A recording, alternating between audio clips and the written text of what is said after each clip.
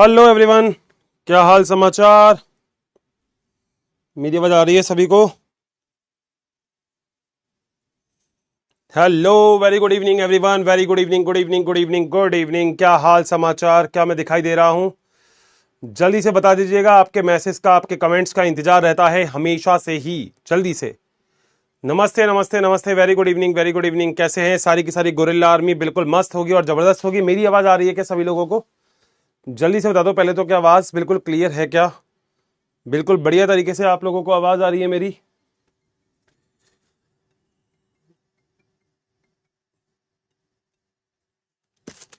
हम्म। हम्म। हाँ, जल्दी बता क्लास में हूँ, जल्दी बता। हो गया, रिकॉर्ड हो गया, मैं तेरे को भेज रहा हूँ, बस क्लास के बाद भेज दो। ठीक है। हेलो जी, जल्दी बताओ, क्या सभी लोग आ गए हैं? नमस्ते नमस्ते नमस्ते, very good evening, good evening, good evening, good evening. क्या हाल समाचार? एक काम तुमको करना होता है भाई, कर दिया करो ना यार। वो एक काम तुम्हें पता है, वो एक काम तुम्हें क्या करना है? पता है ना तुम्हें क्या करना है? वो एक काम कर दो ना यार, फटाफट। तुम्हें पता है वो एक काम तुम्हें क्या करना है? जल्दी से कर दो। जल्दी से, जल्दी से। तुम्हें पता होना चाहिए कि वो एक काम जो हर्षित सर ने तुम्हें दे रखा है वो क्या है। कोई बच्चा पूछने की हिमाकत नहीं करे, हर्षित सर वो क्या काम था, हमें तो याद ही नहीं है। ऐसा मेरे ख्याल से किसी को भी नहीं लगना चाहिए, क्योंकि सभी बच्चों को याद होगा कि उनकी क्या एक रिस्पॉन्सिबिलिटी है क्लास चालू होने से पहले। ठीक है, तो जल्दी से बता दो पहले तो, क्या सारे के सारे लोग मुझे सुन पा रहे हैं, देख पा रहे हैं? Very good evening, good evening, good evening. Voice clear है? बिल्कुल, हमें पता है वॉइस बिल्कुल क्लियर होगी। जल्दी से आ जाइएगा। नमस्ते नमस्ते नमस्ते नमस्ते नमस्ते। 463 हुए हैं बेटा, इसको कर दो ना फटाफट। कर दो जितना तुम कर सकते हो, जितना है तुम में दम। बांगुर सीमेंट हो तुम, सस्ते नहीं सबसे अच्छे हो तुम। जल्दी से आ जाओ,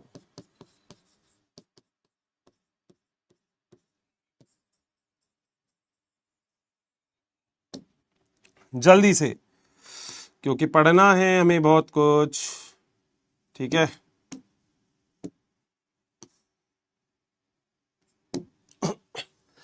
बहुत बढ़िया, 1297 कर दिए हैं तुमने, क्या बात है। आओ जरा इतने जब तक रिकैप की बात कर लेते हैं। दोस्तों, हमने इस पूरे चैप्टर में बात की थी सबसे पहले डीएनए के बारे में, कि डीएनए की संरचना कैसी होती है। हमने बात की थी यहाँ पे आरएनए की संरचना के बारे में, कि आखिर आरएनए की संरचना कैसी होती है। हमने कुछ परीक्षा भी, मतलब परीक्षार्थ भी कर रहे थे, यहाँ पे कुछ एक्सपेरिमेंट्स किए थे, और साथ साथ हम लोगों ने बात की थी कि जो डीएनए होता है उसका प्रतिकृतियन आखिर क्या चीज होती है। तो हमने प्रतिकृतियन के बारे में पूरी की पूरी बात पढ़ ली। हमने पढ़ लिया यहाँ पे कि प्रतिकृतियन के अलावा कितने प्रकार के आरएनए, और क्या होता है अनुलेखन। तो आप सभी लोग पढ़ चुके हो कि अनुलेखन क्या होता है। अनुलेखन के बाद आप लोगों ने पढ़ लिया है कि आनुवांशिक कूट क्या चीज होती है, जो कि त्रिक होते हैं। उन सभी चीजों के बारे में हमने बात कर ली। हमने पढ़ लिया कि आनुवांशिक जो कूट होते हैं वो क्या होते हैं। सभी लोग जानते हैं आनुवांशिक कूट के बारे में अब तो। और हम सभी लोग पढ़ चुके हैं लगभग ये सारी की सारी चीजें। अच्छा, एक बात मैं और बता देता हूं, क्योंकि कुछ बच्चे मेरी क्लास में हमेशा से इंटेलिजेंट रहते हैं। वो यूं कहेंगे कि हर्षित सर एक छोटी सी बात बोलनी थी। कह रहे क्या? कह रहा सर जो आनुवांशिक कूट है ना, उसके बाद एक और टॉपिक दे रखा है, आपने वो नहीं पढ़ाया। मैंने कहा कौन सा? उत्परिवर्तन। तो बेटा उत्परिवर्तन रुक के पढ़ाऊंगा, या तो इस चैप्टर में या अगले चैप्टर में। ठीक है, क्योंकि उत्परिवर्तन के लिए मुझे कुछ चीज चाहिए। वैसे मैं कोशिश करूंगा कि उत्परिवर्तन को इसी चैप्टर में अपन लोग कंप्लीट कर ले, मगर हो सकता है अगले चैप्टर के अंदर अपन उत्परिवर्तन को लेके आए। तो ये जो एक टॉपिक है उत्परिवर्तन, अनुवंशिक कूट तो हो गया। ये जो टॉपिक है उत्परिवर्तन 5.6.1 जो दे रखा है, ये यहां तक, क्योंकि अपन को इससे ज्यादा पढ़ना है, इतना नहीं, इससे ज्यादा पढ़ेंगे अपन। तो कोशिश करूंगा इसी चैप्टर में इसको करवा दूं। तो इससे ज्यादा पढ़ने वाले हैं अपन उत्परिवर्तन। तो आज अपन ये पढ़ रहे हैं, ये पढ़ रहे हैं अंतरण आरएनए और अनुकूल। वैसे तो तुम पढ़ चुके हो अंतरण आरएनए, टीआरएनए के बारे में सब पढ़ चुके हो। तो आज अपन ये पढ़ रहे हैं स्थानांतरण यानी कि रूपांतरण। तो आज यही टॉपिक है जो आज अपना चलेगा। अनुलेखन, स्थानांतरण या रूपांतरण चलेगा आज अपना, ये टॉपिक है आज अपना। ठीक है, मजेदार चीज तो यही है। आ जाओ, क्योंकि बेटा बताना जरूरी होता है। फिर उसके बाद क्या आता है टेस्ट में? बेटा उतना ही आएगा जितना आपको बता रखा है। सिलेबस देख लेना टेस्ट में कितना आएगा। मेरे ख्याल से ट्रांसलेशन से पहले तक का आएगा, देख लेना एक बार कितना आएगा टेस्ट में। ऐसी कोई बात नहीं है, तुम कर लोगे टेस्ट के अंदर। मतलब ऐसे पूछा मत करो टेस्ट में क्या आएगा। मतलब मुझे तो लगता है तुम लोग को ऑलरेडी तैयार हो। बॉटनी के अंदर तो आई थिंक तुमको पूछने की जरूरत होनी ही नहीं चाहिए, ना तुम्हें होनी चाहिए, ना मुझे बताने की जरूरत होनी चाहिए। तो बॉटनी में तो तुम ये कहोगे अरे हर्षित सर दे दो, आप दे दो, कुछ भी दे दो। मगर मैंने तुमसे दो तीन चीजें बोली है। एग्जाम का जो लेवल होगा वो थोड़ा सा टफ होगा, जो कि होना बिल्कुल जरूरी है। आपको ही पता है, होना भी चाहिए, क्योंकि इजी एग्जाम करवाने में कोई मजा नहीं है। दूसरी बात यह है कि अपनी मेहनत को बिल्कुल अच्छे से रखो, ठीक है। नीट के एग्जाम्स को क्लियर करना है, बहुत अच्छे से तरीके से क्लियर करना है। और ये चैप्टर वो चैप्टर है, देख लो ना, आज खुद देख लो कितना बड़ा चल रहा है। 11वां नंबर का लेक्चर चल रहा है और 11 नंबर का लेक्चर में आप खुद समझ सकते हो कि अपन ने ये चैप्टर कितना धीरे धीरे किया होगा। तो 11वें नंबर का लेक्चर कोई कम नहीं होता है, ठीक है। कई बार तो खत्म ही हो जाता है 11 नंबर तक, तो मगर 11 नंबर तक चल रहा है तो मेरे ख्याल से बिल्कुल सही चल रहा है, स्पीड में बिल्कुल सही है। आ जाओ बेटा, आज अपन एक टॉपिक के बारे में बात करने वाले हैं जिसका नाम है अनुवादन। अनुवादन का मतलब होता है ट्रांसलेशन। आप सभी लोगों को याद होगा कि मैंने आपको प्रतिकृतियन भी पढ़ा दिया, मैंने आपको अनुलेखन भी पढ़ा दिया, और अनुलेखन के बाद एक चीज आती है जिसे हम बोलते हैं अनुवादन, ठीक है। हम लोग दोस्तों दो चीजें क्लियर कर चुके हैं। हम लोगों ने प्रतिकृतियन पढ़ लिया है कि प्रतिकृतियन क्या होता है, हम लोग पढ़ चुके हैं प्रतिकृतियन। हम लोगों ने पढ़ लिया है कि अनुलेखन क्या चीज होती है, तो हम लोगों ने अनुलेखन भी पढ़ चुका है। प्रतिकृतियन और अनुलेखन आप लोग दोनों चीजें जानते होंगे। प्रतिकृतियन का मतलब आप लोगों ने डीएनए से सबसे पहले डीएनए बनाया था, ये तो था प्रतिकृतियन। उसके बाद डीएनए से आपने बनाया था एचएनआरएनए या आरएनए बनाया था, तो ये था अनुलेखन। बोलो बात सही है? ये दोनों चीजें हम पढ़ चुके, मगर आज हमको बात करनी है आरएनए से प्रोटीन बनाना है आज अपन को। तो आज जो अपना टॉपिक है वो क्या है? अनुवादन, जिसमें जो आपके पास एमआरएनए था, यानी कि आपने एमआरएनए बनाया था ना, जिसमें सारे के सारे एक्सॉन थे, संदेशवाहक आरएनए जो था, संदेशवाहक जो आरएनए था, उस संदेशवाहक आरएनए से आपको क्या बनाना है? आपको बनाना है प्रोटीन, बस ये काम करना है। और संदेशवाहक आरएनए से प्रोटीन बनाने के इसी स्टेप को आप लोग क्या बोलते हो? आप बोलते हो अनुवादन। तो कोई भी आपसे कहेगा कि अनुवादन क्या होता है, तो आप उससे बोलेंगे अनुवादन का मतलब होता है एमआरएनए से प्रोटीन का बनना, इसे ही हम अनुवादन कहते हैं। बोलो बात सही? दो तीन चीजें जो मेरे ख्याल से मेरे सारे स्टूडेंट्स को पता होनी चाहिए, वो क्या कि अगर बात आती है, देखो यहां सुनते रहना बेटा, ध्यान से सुनते रहना। अगर बात आती है यूकैरियोटिक कोशिका की, ठीक है सर, अगर बात आती है प्रोकैरियोटिक कोशिका की, ठीक है, तो यूकैरियोटिक और प्रोकैरियोटिक दोनों ही कोशिका में, यूकैरियोटिक कोशिका या प्रोकैरियोटिक कोशिका, कोई भी कोशिका अगर आपके पास आए तो याद रखना अनुवादन हमेशा होगा, कहां होगा? कोशिका द्रव्य में। यहां पे जो अनुवादन होगा वो हमेशा कहां होगा? कोशिका द्रव्य में होगा, यानी कि साइटोप्लाज्म में होगा।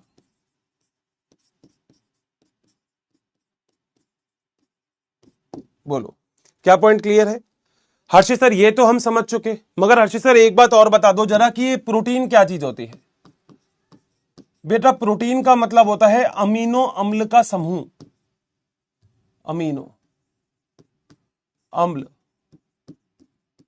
का जो समूह होता है, जो चेन होती है, यानी कि अमीनो अम्ल का पॉलीमर जो होता है, जो चेन होती है, उसे ही हम बेटा क्या कहते हैं? प्रोटीन बोलते हैं, ठीक है।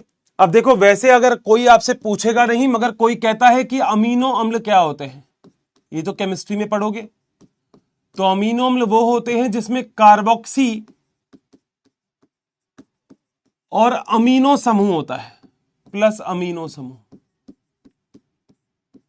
केमिस्ट्री में पढ़ा होगा, नहीं पढ़ा तो आगे पढ़ोगे, वैसे तो 11th में पढ़ लेते हैं ये। तो जिसमें कार्बोक्सी और अमीनो समूह होता है उसे अमीनो अम्ल कहते हैं, पहली बात। यहां पे सबसे बड़ा काम होता है प्रोटीन। प्रोटीन का मतलब होता है आपको बनाना है प्रोटीन, और प्रोटीन क्या होती है? अमीनो अम्लों की बड़ी संरचना को हम लोग क्या बोलते हैं? प्रोटीन बोलते हैं। सर बिल्कुल सही बात है। और इस समूह को ही हम बोलते हैं पॉलीमर। ये पॉलीमर से कभी कंफ्यूज मत होना, पॉलीमर का मतलब क्या है? पॉलीमर का मतलब अगर बहुत सारे ऐसे करके आपके अमीनो अम्ल मिल गए ना, अमीनो एसिड मिल गए, ये ए का मतलब है अमीनो एसिड मिल गए, तो बेटा इसे ही हम क्या बोलते हैं? इसे ही हम बोलते हैं पॉलीमर। यही चीज होती है जिसे हम पॉलीमर बोलते हैं। बताओ आसान है या मुश्किल है? आसान है। हमें यही काम करना है, हमें यही काम करना है कि हमें आरएनए से क्या बनाना है? प्रोटीन बनाना है। बोलो बात सही है? चल सकते हैं आगे? पक्का?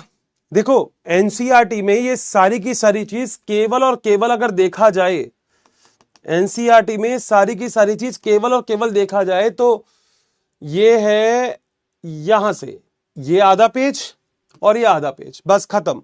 यही दे रखा है एनसीईआरटी ने इसमें। मगर बेटा मैंने आपसे बोला था कि हम लोग कॉन्सेप्ट को बिल्डअप करेंगे, हम कोशिश करेंगे कि हम हर एक पॉइंट को समझें, क्योंकि समझने के बाद आगे चलोगे तो मजा आएगा। डायग्राम बहुत बनेंगे, आपकी एनसीईआरटी में नहीं है इसके ज्यादा डायग्राम, अपने पास बहुत होंगे। जरा देखते हैं बेटा, कोई भी चीज अगर होती है ना तो सबसे पहले तो होती है आवश्यकता। आवश्यकता, आवश्यकता का मतलब आखिर किस किस चीजों की आवश्यकता है, क्या चीजें जरूरी है हमें यहां पर वो देखना है। अब सुनो बेटा, आप लोग सारी चीज पढ़ चुके हो, इसलिए अपनी नोटबुक के अंदर वो पेज खोल लेना जो मैं बोलूं। आपने पढ़ा है एमआरएनए, आपने पढ़ा है एमआरएनए, संदेशवाहक आरएनए। हां सर हमें पता है, जिसमें केवल एक्सॉन होते हैं। सर सही है। आपने पता है टीआरएनए, हां सर टीआरएनए पता है। क्लोवर लीफ मॉडल सबको याद आ गया होगा मेरे ख्याल से, कुछ ऐसा सा डायग्राम अपन ने टीआरएनए का बनाया था, भूलना मत बेटा। ऐसा सा डायग्राम अपन ने टीआरएनए का बनाया था, मेरे ख्याल से याद आ गया होगा। ठीक है जी। आपने पढ़ा था राइबोसोम, हाँ सर बिल्कुल पढ़ा था। राइबोसोम तो कोशिका की प्रोटीन फैक्ट्री होती है, तो बिना प्रोटीन फैक्ट्री के आप प्रोटीन नहीं बना सकते, तो ये हो गई आपकी प्रोटीन फैक्ट्री। बोलो बात सही। आपको इन सब चीजों के लिए चाहिए ऊर्जा, तो ऊर्जा आपको एटीपी व जीटीपी के रूप में मिलती है।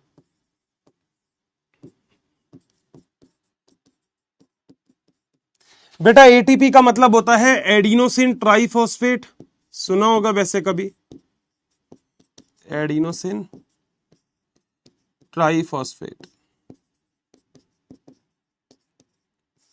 और ये होता है ग्वानोसिन ट्राइफॉस्फेट, ग्वानोसिन ट्राइफॉस्फेट। ये आप पढ़ चुके हो अच्छे से। सर ये होता क्या है? ये ऊर्जा है बेटा। तुम्हें बाजार से पैसा खर्च करने के बाद चीजें मिलती है ना, तो कोशिका को अगर ऊर्जा चाहिए होती है तो बेटा एटीपी के रूप में मिलती है। अच्छा सर बहुत सही बात है, और आगे चल सकते हैं। बिल्कुल, हमें चाहिए बेटा मैग्नीशियम आयन, Mg+2 आयन चाहिए। सर ये क्यों चाहिए हमें? बेटा ये इसलिए चाहिए क्योंकि राइबोसोम की दोनों उप इकाई को पास पास लाने का कार्य यही करता है। लिख देता हूं मैं, राइबोसोम की उप इकाई को पास लाता है।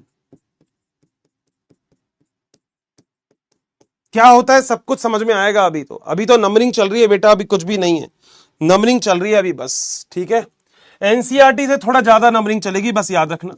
इसमें कुछ कारक होते हैं, जिसमें 3 कारक होते हैं, ए बी सी। ये 3 कारक होते हैं। पहला होता है प्रारंभन कारक, प्रारंभन कारक। दूसरा होता है दीर्घीकरण कारक, और तीसरा होता है समापन कारक। बोलो बात सही है। प्रारंभन कारक को इनिशिएशन फैक्टर बोल सकते हैं, इनिशिएशन फैक्टर, शॉर्ट फॉर्म बोलते हैं आईएफ। दीर्घीकरण कारक को इलोंगेशन फैक्टर बोल सकते हैं, ये होता है ईएफ। और इसे टर्मिनेशन फैक्टर बोल सकते हैं, ये होता है टीएफ। बोलो बात सही है क्या? देखो मैं फिर बोल रहा हूं, एनसीईआरटी पढ़ोगे तो उसमें कुछ भी नहीं दे रखा, मगर एनसीईआरटी ने हवा हवा में पूरा का पूरा खत्म कर दिया। ये एनसीईआरटी ये जानती है, ये मानती है कि भैया आपको सब कुछ आता है, आपका टीचर आपको पढ़ा देगा। तो कृपया करके ये बात तो करना मत कि अर्षित सर एनसीईआरटी ने तो बहुत शॉर्ट एंड स्वीट दे दिया, आप ऐसे कैसे कर रहे हो। ठीक है, तो याद रखना, मतलब है अपन को ऐसे ही डिटेल से ही पढ़ना है बेटा। नीट का एग्जाम क्लियर करना है तो इतना डिटेल से पढ़ना ही पड़ेगा, अगर नीट का एग्जाम क्लियर करना है। बाकी तुम्हारी इच्छा है, क्योंकि समझो ना मेरी बात, डिटेल तो डिटेल होती है टॉपिक की। वही एक पेज अगर मुझे पढ़ाना हो तो 20 मिनट से ज्यादा नहीं लगेंगे, मगर ये पूरा अच्छे से समझोगे तो बहुत अच्छे से समझ में आएगा। आ जाओ अब, प्रोटीन निर्माण के चरण, यानी कि ट्रांसलेशन स्टेप।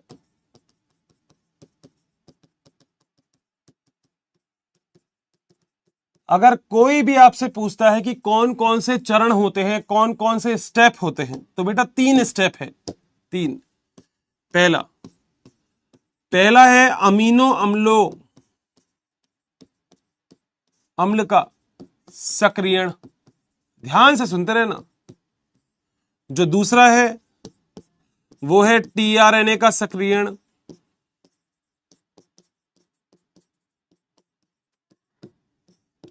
और जो तीसरा है वो है सच में अनुवादन के क्रम, जिसमें 3 क्रम होंगे, 1, 2 और 3। कौन कौन सा पता है आपको? पहला होगा प्रारंभन,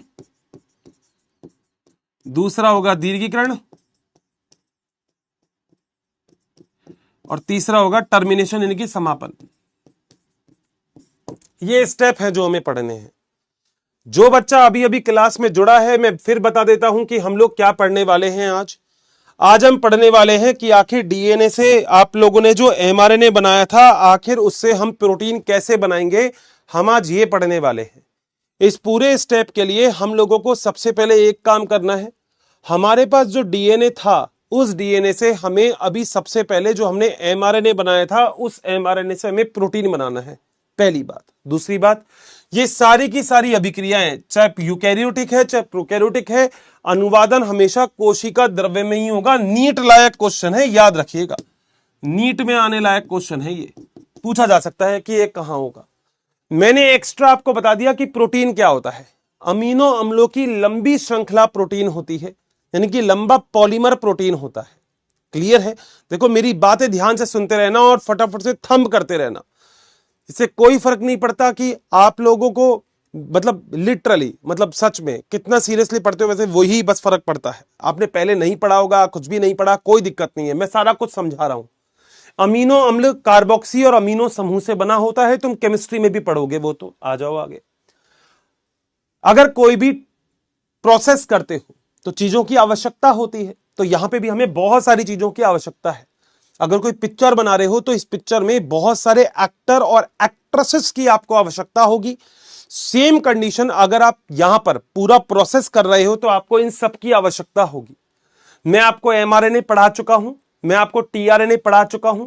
राइबोसोम प्रोटीन फैक्ट्री होती है, आपको पता होगा, नहीं पता तो मैं बता दूंगा। ऊर्जा एटीपी के रूप में करते हैं, ये तो वैसे क्लास 11th का है, तो याद रखना एटीपी और जीटीपी के रूप में ऊर्जा का उपयोग होता है।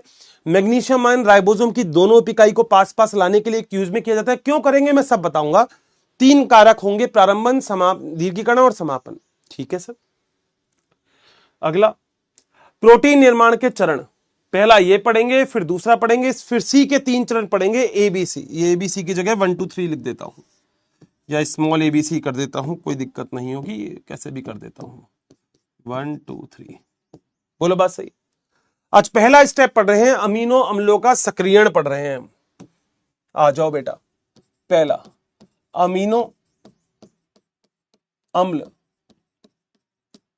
का सक्रियण, यानी कि आप सबसे पहले एक्टिव कर रहे हो किसको? अमीनो अम्लों को। सर बहुत बढ़िया बात है, कैसे करेंगे बेटा? अगर आपको सक्रिय होना है, करके मत देखना, मैं जो बता रहा हूं वो सुनना। आपने बिजली के स्विच में ऐसे हाथ डाल दिया, किसी बंदे ने, स्विच ऑन हो गया, तो बेटा वो सक्रिय हो जाएगा, यूं यूं हिलेगा वो। हाँ सर, ये बात तो हर्षित सर करने की जरूरत नहीं है, हमें पता है। सेम यहां पर है। करती क्या है कोशिका? सबसे पहले जो अमीनो अम्ल होते हैं, अमीनो अम्ल है, ठीक है सर, इस अमीनो अम्ल के साथ आप एटीपी जोड़ देते हो। एटीपी तो ऊर्जा होती है। हाँ सर, बिल्कुल सही बात है। तो आपने अमीनो अम्ल के साथ एटीपी जोड़ दी, ऊर्जा जोड़ दी, ऊर्जा। बोलो क्या बोल सही है? ये वाला अमीनो अम्ल जो है ये असक्रिय है। असक्रिय का मतलब निष्क्रिय है बेटा, ये एक्टिव नहीं है ये। मगर जैसे ही इसके साथ ऊर्जा जुड़ेगी बेटा, ये सक्रिय अमीनो अम्ल हो जाएगा। और बायोलॉजी में सक्रिय अमीनो अम्ल को अमीनो एसाइल एएमपी कहा जाता है। कोई पूछता है आपसे कि एएमपी का मतलब क्या है, तो इसका मतलब है एडिनोसिन मोनोफॉस्फेट। एनसीईआरटी में है नहीं तो कोई पूछेगा भी नहीं, मगर तुम तो याद रखना, एडिनोसिन मोनोफॉस्फेट। मेरी बात सुनते रहना, बस अपने काम मत करना, बस कोई भी मेरी बात सुनते रहना। सर इसका मतलब अमीनो अम्ल सक्रिय हो गया, हाँ ये असक्रिय था, ये सक्रिय अमीनो अम्ल है। ये कैसा है? सक्रिय अमीनो एसिड। ए का मतलब अमीनो एसिड हो जाता है, ये भी लिख देता हूं, कोई पूछेगा बाद में। ए का मतलब क्या है? अमीनो अम्ल या अमीनो एसिड। बोलो बात सही है? सर मतलब क्या हो गया? मतलब बेटा छोटा सा हो गया यहां पे। सर क्या हो गया छोटा सा? मतलब देखो बताता हूं। मतलब यह हो गया कि अगर आपके पास कोई भी अमीनो अम्ल है, हाँ सर, ये मान लो आपके पास कोई एक अमीनो अम्ल है, ठीक है, इस अमीनो अम्ल के साथ ऊर्जा जुड़ जाती है। जोड़ दो सर ऊर्जा, लो बेटा तुम्हारे सामने जोड़ देता हूं, टेंशन ही नहीं है। मान लो ये जोड़ दी ऊर्जा, ये रही। तो अब होगा क्या बेटा? ऊर्जा जुड़ गई है, यानी कि ये जो आपका अमीनो अम्ल था, इस अमीनो अम्ल के साथ अब जुड़ गई है बेटा ऊर्जा। ये जुड़ गई है ऊर्जा। ये बस इतनी सी बात बताइए, मैंने ज्यादा कुछ बताया नहीं है, इतनी सी बात बताइए बस। बोलो बात सही है क्या? सक्रिय कर दिया पहले आपने अमीनो अम्लों को, जो निष्क्रिय पड़े हुए थे कोशिका के कोशिका द्रव्य में, उनको सक्रिय करने का काम पहली काम में यहां पर हो गया है। बताओ किसी को कहीं कोई दिक्कत है क्या? समझ में आ रही है? मैं सारे फुल फॉर्म लिख रहा हूं। एटीपी का फुल फॉर्म लिख दिया, एडिनोसिन ट्राइफॉस्फेट। एएमपी का मतलब एडिनोसिन मोनोफॉस्फेट। ठीक है, इतनी बात सभी लोगों को क्लियर है? कोई भी दिक्कत है यहां तक?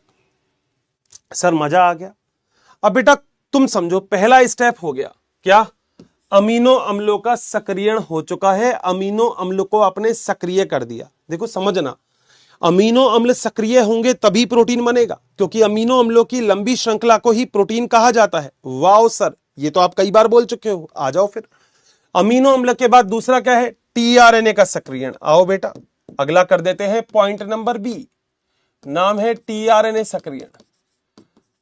टीआरएनए का सक्रियण है। सर मजा ही आ गया सर, टॉपिक ही बड़ा मजेदार है। अब क्या है जरा इसमें सोचो। अभी आपके पास सक्रिय अमीनो अम्ल है, वहां देखना अमीनो एसाइल एएमपी है आपके पास। हाँ सर, सक्रिय अमीनो अम्ल है, यानी कि तुम्हारे पास है अमीनो एसाइल एएमपी, यानी कि ये कैसा अम्ल है? सक्रिय है, सक्रिय अमीनो एसिड। बोलो बात सही है? मैं जो जो बोलूं बस उसका आंसर देते रहना। अब मान लो कोई एक इंसान है जो पहले खुद एक्टिव था अमीनो एसिड, अगर तुमने उसको हाथ लगाया तो तुम भी तो एक्टिव हो जाओगे बेटा। किसी इंसान को करंट लगा रखा है, वो अमीनो एसिड है, अब तुमने उसको हाथ लगाया तो तुम भी तो बेटा करंट वाला ही हो जाओगे। सेम कंडीशन यहां पे है। जब इसके साथ आपने जोड़ दिया टीआरएनए, ट्रांसफर आरएनए, है ना, स्थानांतरण आरएनए जिसे हम बोलते हैं। कौन सा आरएनए होता है? स्थानांतरण। पढ़ा चुका हूं पूरा ये। तो क्या आप टीआरएनए भी सक्रिय हो जाएगा? अरे सर क्या बात बोल दी आपने, मैं बोल ही रहा हूं तुमसे, बड़ा आसान है। तो इसको बोलेंगे amino acyl tRNA, amino acyl tRNA, यानी कि मैं लिख सकता हूं ब्रैकेट में ये सक्रिय टीआरएनए है, सक्रिय टीआरएनए। बोलो क्या पॉइंट क्लियर है क्या? 100% मेरी बात क्लियर होनी चाहिए। सर आपके कहने का मतलब क्या है मैं बता देता हूं। मेरे कहने का मतलब, ये जो तुम्हारे पास एक अमीनो एसिड था, हाँ सर, जिस अमीनो एसिड से तुमने ऐसे करके एक ये एक्टिव कर दिया था, हाँ सर, इस संरचना को जब तुमने एक टीआरएनए से जोड़ा था, हाँ सर, ऐसे बनाओ, टीआरएनए बनाया हुआ है तुमने पहले पूरा, ये ये पूरा, तो कहीं ना कहीं अब आपने इसको सक्रिय कर दिया। अब आपको बताने की जरूरत नहीं है सक्रिय कैसे किया। ये देखो, ये तो कॉपी करके लगा दिया मैंने आगे, ये रहा, और इसके ऊपर बेटा ये लगा दिया, ऊपर कॉपी करके ये रहा, बस हो गया बेटा सक्रिय।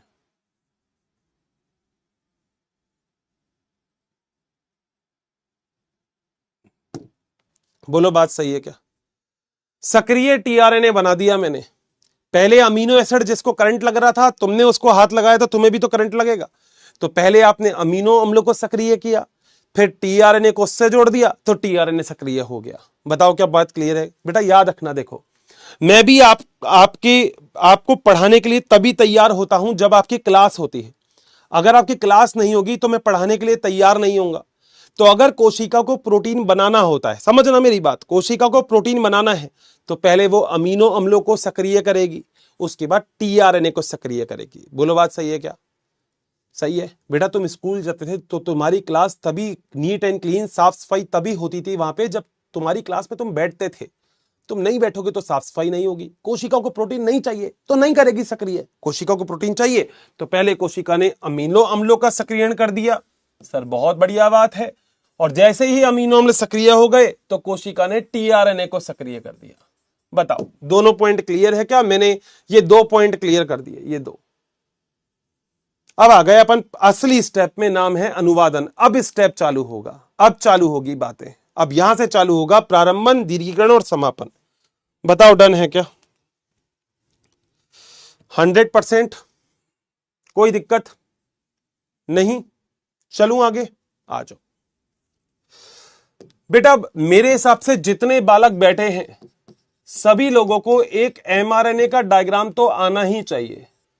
ये वही है आरएनए जिसे आप संदेशवाहक आरएनए बोलते हो। हाँ सर हमें पता है, एनसीईआरटी में नहीं है बेटा इसका डायग्राम, मगर कॉन्सेप्ट करना है तो डायग्राम तो बनाना ही पड़ेगा, क्योंकि बिना उसके होगा नहीं। अच्छा नोट मत करना मेरे साथ, मेरे साथ नोट करोगे तो इसको समझ नहीं पाओगे, इसलिए मेरे साथ नोट कोई नहीं करेगा, ठीक है? थोड़ा सा अलग है टॉपिक, नोट मत करना बस। यहां देखो, बस देखो, मैंने ऐसे करके 2 संरचना बना ली, ठीक है? उसके बाद मैंने ऐसे यहां पे लाइन खींच दी, ठीक है? मैंने ऐसे ही यहां पे भी लाइन खींच दी, ठीक। एमआरएनए का डायग्राम देखना, एमआरएनए का डायग्राम है ये। इसके बाद मैंने यहां पर कुछ ऐसे बना दिया, ठीक।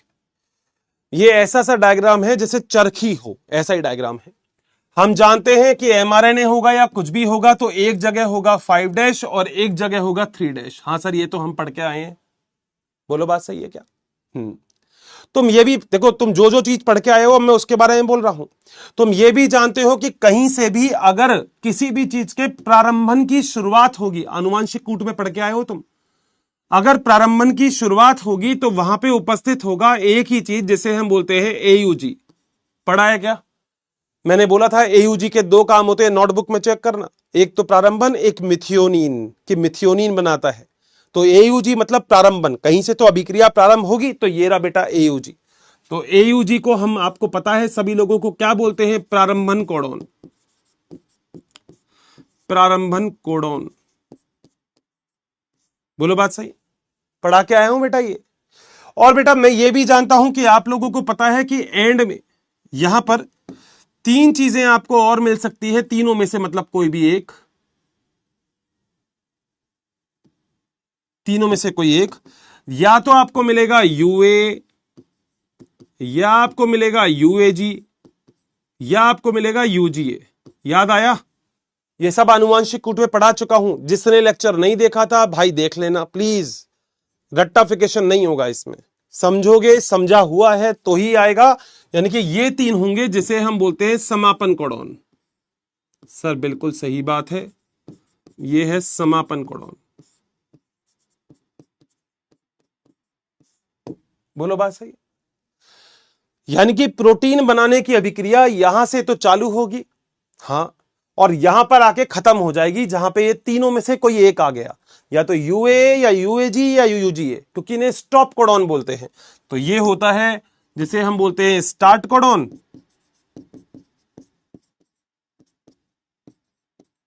और ये होता है जिसे हम बोलते हैं स्टॉप कोडॉन।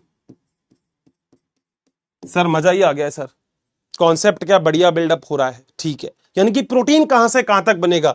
सर इसका मतलब है प्रोटीन तो यहां से यहां तक बनेगा। देखो यहां से यहां तक, यहां से यहां तक, ये जो स्थल है, ये स्थल है प्रोटीन स्थल, यानी कि यहीं पे ही होगा अनुवादन, यहीं पे ही प्रोटीन निर्माण होगा, यहां से ही प्रोटीन निर्माण होगा।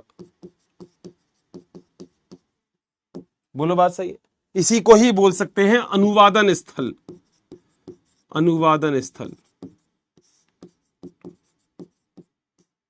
बोलो बात सही? कोई दिक्कत है तो बता दो यहां तक, मतलब मजेदार चीज है ये, पूरा का पूरा ऐसा कॉन्सेप्ट है कि आपको मजा आ जाएगा। एमआरएनए का डायग्राम है ये, और मेरे ख्याल से आपको पता है जहां से अभिक्रिया चालू होगी, जहां पे अभिक्रिया कम होगी। एनसीईआरटी ने बेटा कुछ भी नहीं दे रखा, मगर कोई फर्क नहीं पड़ता अपन को, तो देखो पूरा स्टेटस बढ़िया से पढ़ना चाहिए।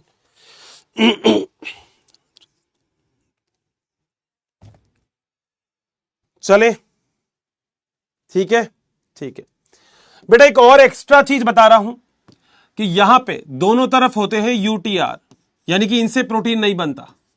यूटीआर, बायोलॉजी में यूटीआर को बोलते हैं अनट्रांसलेटेड रीजन, अनट्रांसलेटेड रीजन। इसका मतलब होता है जिसका अनुवादन नहीं किया जा सके, अनुवादन नहीं हो सकता, नहीं हो सकता है। बोलो क्या पॉइंट क्लियर है क्या?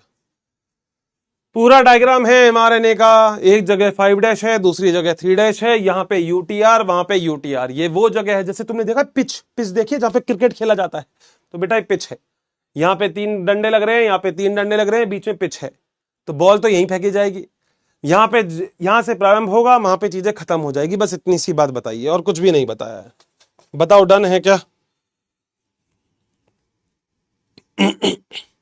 पक्का? कोई भी कैसी भी दिक्कत है यहां तक?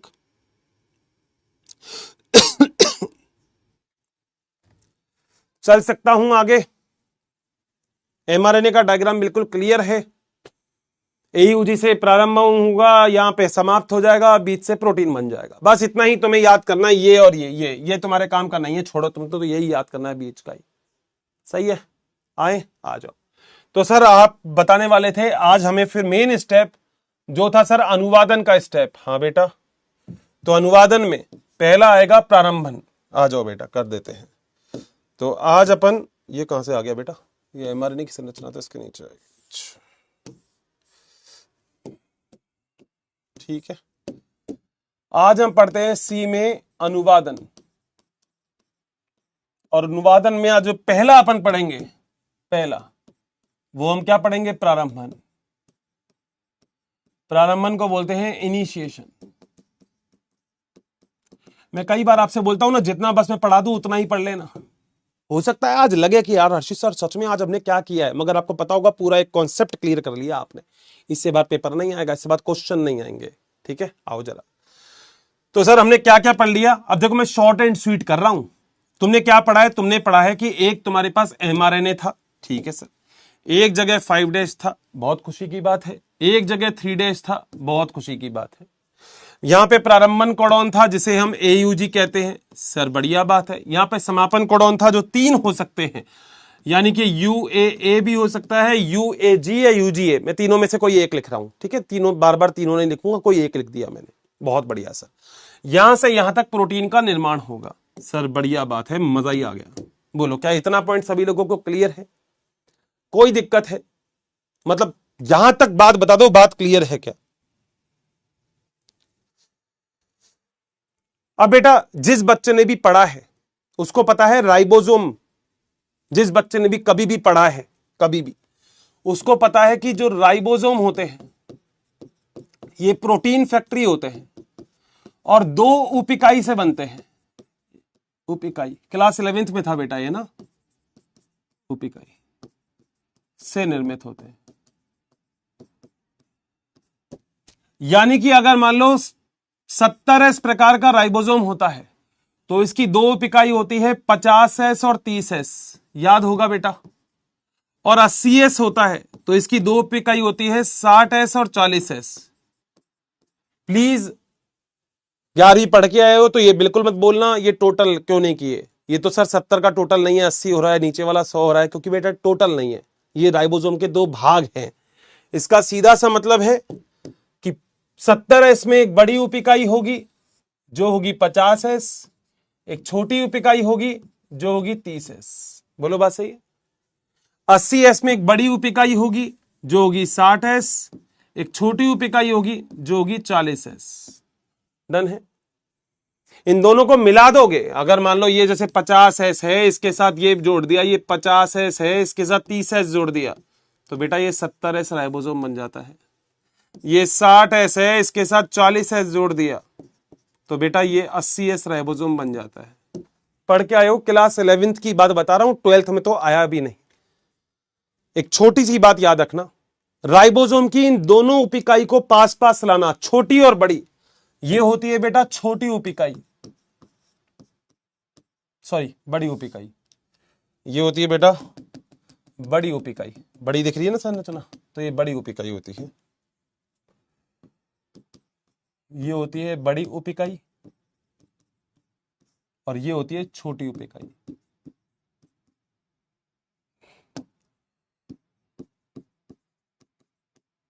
बोलो बात सही।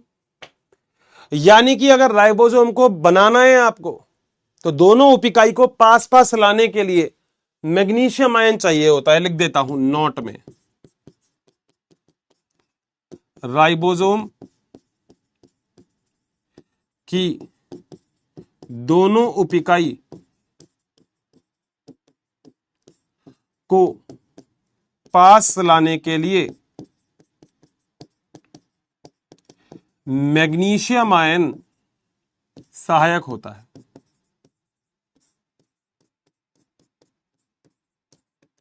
बोलो क्या पॉइंट क्लियर है? चल सकता हूं आगे। 11th है बेटा, क्लास 11th का है ये, 12th का है ही नहीं बेटा, ये है क्लास 11th। 11वीं बेटा कुछ तो पढ़ी होगी, थोड़ी बहुत भी पढ़ी होगी, नहीं पढ़ी तो ये रहा बेटा, इतना ही याद कर लेना, ठीक है, इतना ही याद कर लेना। कुछ कोई पूछेगा एस का मतलब क्या होता है, तो एस का मतलब होता है श्वेतबर्ग, श्वेतबर्ग गुणांक होता है, ये वैज्ञानिक ने बताया था। जो एस लगाया है उसका मतलब ये होता है। बोलो सही है। आओ जरा अब चलते हैं। सर तो प्रारंभन में अब हमको क्या काम करना है, मैं सारे पॉइंट लिखूंगा। सबसे पहले राइबोसोम की छोटी उप इकाई प्रारंभन कोडॉन के नीचे आके जुड़ती है। लिख देता हूं, राइबोसोम की छोटी उप इकाई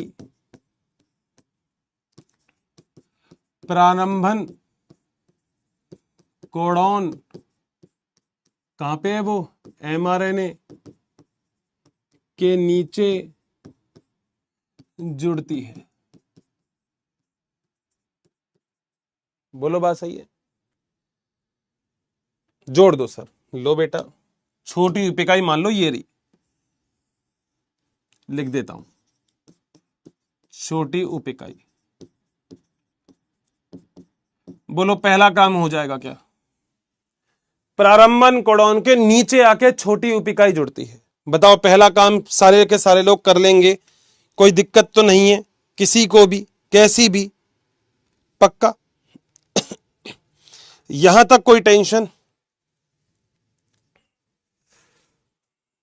मैं फिर बोल रहा हूं आपसे, रट्टाफिकेशन नहीं है। जिस बच्चे को रटना हो वो गलत आ गया क्लास में, रटना है ही नहीं, आपको पता होना चाहिए। मैं तभी बोला था इस पूरे चैप्टर में अगर आपने एक भी लेक्चर को छोड़ दिया ना, तो आपको आगे वाली चीज समझ में नहीं आएगी। इसमें हाँ, किसी ने 11th नहीं पढ़ी होगी, कम पढ़ी ज्यादा पढ़ी, वो ठीक है, क्लास व्लास उसने अटेंड की नहीं की वो ठीक है, मगर यहां पर अगर किसी ने एक लेक्चर बीच में स्किप कर दिया, उसने कहा मैं तो अभी नहीं पढ़ रहा बाद में पढ़ लूंगा, तो बेटा फिर कुछ नहीं समझ में आएगा उसको। लास्ट लेक्चर जहां खत्म होता है वहां से ही अगले लेक्चर की शुरुआत है, ये मान लो आप। सब कोरिलेटेड है, ये सेंट्रल डोगमा यही तो है जो कि क्रिक ने दिया था। डीएनए से डीएनए, फिर आरएनए, फिर प्रोटीन बनता है। प्रतिकृतियन, अनुलेखन, अनुवादन, तीनों चीज मैंने टिप्स पे करवा दी होगी और आप लोगों को सबको याद हो जाएगा। मगर एक छोटी सी बात है, पढ़ना पड़ता है। ये कोई गुट्टी नहीं है कि पिला दूंगा, हाँ सर हो जाएगा याद, अब हो गया, ऐसा नहीं होता। तुम्हें करना पड़ेगा, मेरे साथ पढ़ना पड़ेगा इसको, मेरे साथ साथ ही याद, क्योंकि मैंने कुछ नई चीज लिखवाई नहीं। आनुवंशिक कूट में हमने पढ़ा है कि एयूजी प्रारंभन कोडॉन होता है, पढ़ा है हमने ये। हमें पढ़ा है समापन कोडॉन, पढ़ा है हमने 64 कोडॉन पढ़े थे, जिसमें 61 कोडॉन प्रोटीन बनाते हैं, 3 प्रोटीन नहीं बनाते। कौन कौन से? यूए, यूएजी और यूजीए, क्योंकि ये स्टॉप कोडॉन होते हैं। पढ़ा है तुमको, तभी आगे चल सकता हूं मैं एक स्टेप, तभी तो चलेंगे आगे जब पुराना सब कुछ पढ़ा होगा। बोलो क्या पॉइंट क्लियर है? पक्का। अब फटाफट से अगर नोटबुक के अंदर टीआरएनए का डायग्राम बना रखा है तो फटाफट से नोटबुक में टीआरएनए का डायग्राम, ऐसा वाला डायग्राम बनाया होगा कहीं, ऐसा ऐसा ये वाला डायग्राम कहीं बनाया होगा, फटाफट से खोलो, खोलो इस डायग्राम को। ये टीआरएनए का क्लोवर लीफ प्रारूप आपने बनाया होगा आपकी नोटबुक में, ये होना चाहिए। अगर है तो ही काम होगा, नहीं तो नहीं होगा बेटा। बनाया है क्या ये बताओ? टीआरएनए का डायग्राम बनाया है क्या? ध्यान से देख लो, अगर बनाया है तो बता दो कि यहां सर बनाया है, सर हमारे सामने ही है टीआरएनए का डायग्राम। अगर बनाए है तो बढ़िया काम हो जाएगा, फिर तो कोई दिक्कत नहीं है। बनाए, देख लिया, ठीक है। अब सुनो जरा यहां पे क्या होता है। यहां पर अब क्या होगा, जो टीआरएनए है, अच्छा ध्यान से सुनना, जो टीआरएनए है वो जुड़ेगा एयूजी पे। समझना प्लीज, सामने देखना, ये टीआरएनए आ गया, देखो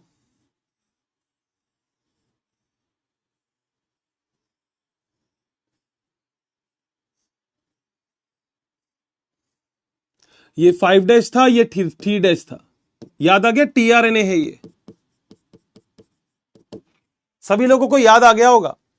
डायग्राम देखना भाई टीआरएनए का, देखो डायग्राम खोलोगे तो समझ में आएगा, नहीं खोलोगे तो कुछ नहीं आएगा। टीआरएनए का डायग्राम देखो पहले। जिस बच्चे के पास नहीं है टीआरएनए का डायग्राम, गूगल पे खोलो, कहीं भी खोलो, मगर टीआरएनए का डायग्राम भाई मैंने बनवाया है, तो टीआरएनए का डायग्राम बनाया, वहां पे देखो टीआरएनए। तभी बोल रहा था हर एक चीज दूसरे से रिलेटेड है।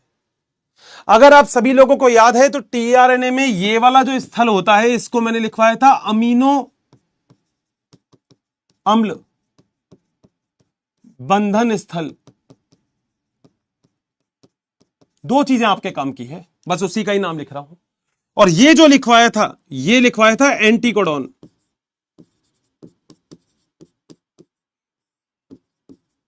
लूप। बहुत सारे बच्चों ने तो डायग्राम देख लिया होगा, कह रहे सर मजा आ गया।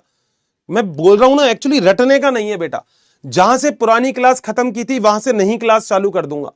जहां से वो टॉपिक आपको समझाया था उसके आगे ही अगला टॉपिक चलेगा। ऐसा नहीं है कि मैं टॉपिक स्किप कर सकता हूं, नहीं, मेरे हाथ में भी नहीं है, ये बिल्कुल ऐसे ही चलेगा।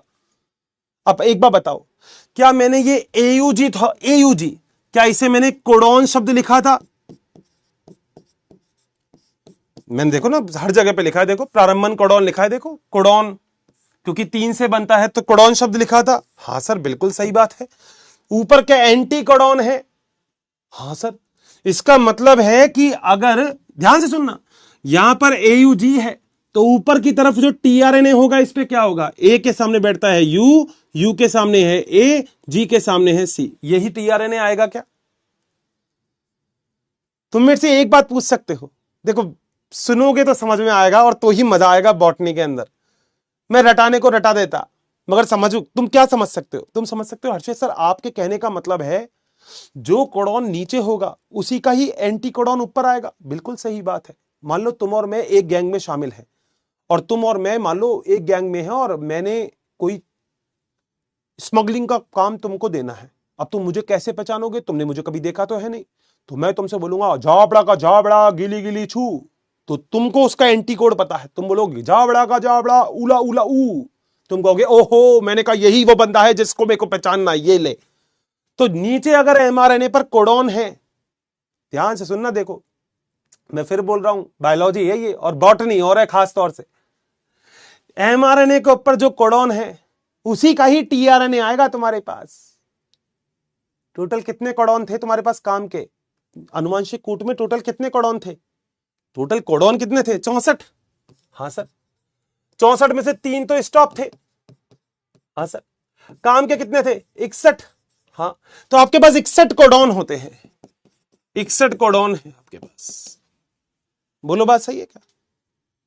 और 61 कोडॉन के लिए आपके पास 61 टाइप के ही टीआरएनए होंगे। 61 प्रकार के टीआरएनए,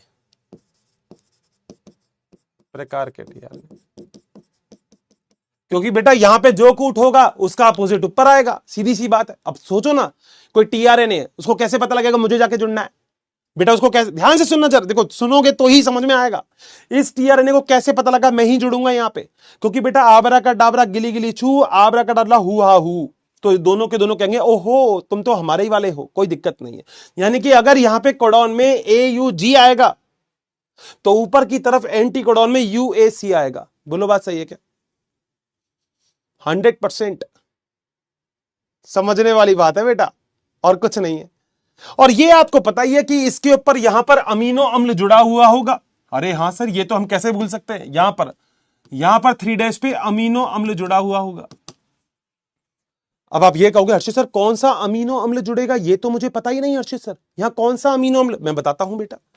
आपको याद है जब आपने ये पूरा का पूरा देखा था तब आपने ये अनुवांशिक कूट पढ़ा था ये, तो बेटा एयूजी के देखो सामने क्या लिख रखा है, एयूजी के सामने लिख रखा है मिथियोनिन। मैंने बोला था सारे याद नहीं करने, जितने मैं याद कराऊं उतने करने हैं। एयूजी के सामने क्या लिखा है, मिथियोनिन। इसका सीधा सा मतलब क्या है, इसका सीधा सा मतलब यह है कि ये जो अमीनो एसिड होगा बेटा ये और कोई नहीं, ये क्या होगा, ये होगा मिथियोनिन अमीनो एसिड। बोलो क्या पॉइंट क्लियर है क्या? मतलब एमआरएनए पर जो एयूजी होगा उसको पहचानेगा कौन, टीआरएनए। मगर टीआरएनए कौन सा अमीनो अम्ल लेके जाएगा, जो कोड एमआरएनए पर होगा। तभी तो मैंने पहले अमीनो अम्ल को सक्रिय किया, अमीनो अम्ल ने टीआरएनए को सक्रिय किया, टीआरएनए आकर यहां पे जुड़ा, तभी तो इसको पता लगेगा अरे ये तो मेरी साइट है, कोई दिक्कत वाली बात ही नहीं है। बोलो क्या पॉइंट क्लियर है क्या?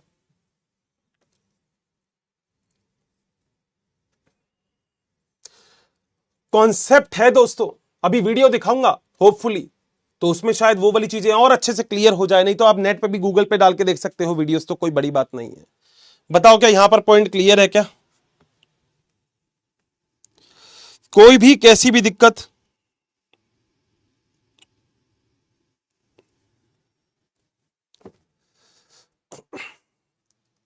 सही है, डन कर दूं यहां तक, कोई दिक्कत नहीं है किसी को भी, कैसी भी सब कह सकते हैं अर्षित सर मजा आ गया।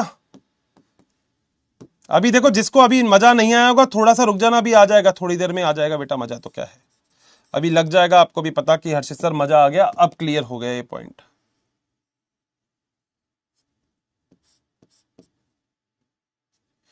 बोलो सही है,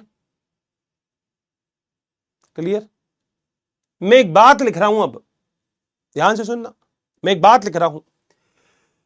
टीआरएनए अपने एंटी कोडॉन के द्वारा एमआरएनए पर उपस्थित कोडॉन से जुड़ जाता है और यह टीआरएनए अमीनो अम्ल को लेके आएगा ही आएगा, यानी कि सक्रिय टीआरएनए। मेरी लाइन सुन लेना, लाइन देख लेना, लाइन सही है क्या? देखो सक्रिय टीआरएनए अपने एंटी कोडॉन के द्वारा एमआरएनए पर उपस्थित कोडॉन से जुड़ता है। डन है, टीआरएनए का एंटी कोडॉन एमआरएनए के कोडॉन से जुड़ जाता है। यहां तक पॉइंट क्लियर है, मजा आ गया लाइन में? अब सुनो बेटा, इसकी कॉपी कर रहा हूं बेटा मैं ना, इसकी कॉपी कर रहा हूं क्योंकि मेरे को आगे भी डायग्राम चाहिए, तो मैं सोच रहा हूं कॉपी कर लूं, ठीक है, और ये चीजें हटा देता हूं, ये जो मेरे काम की नहीं है इनको हटा देता हूं, ठीक है। अब देखो बेटा ध्यान से सुनते रहना, बस ध्यान से, तभी तो मजा आएगा। हो गया ये काम।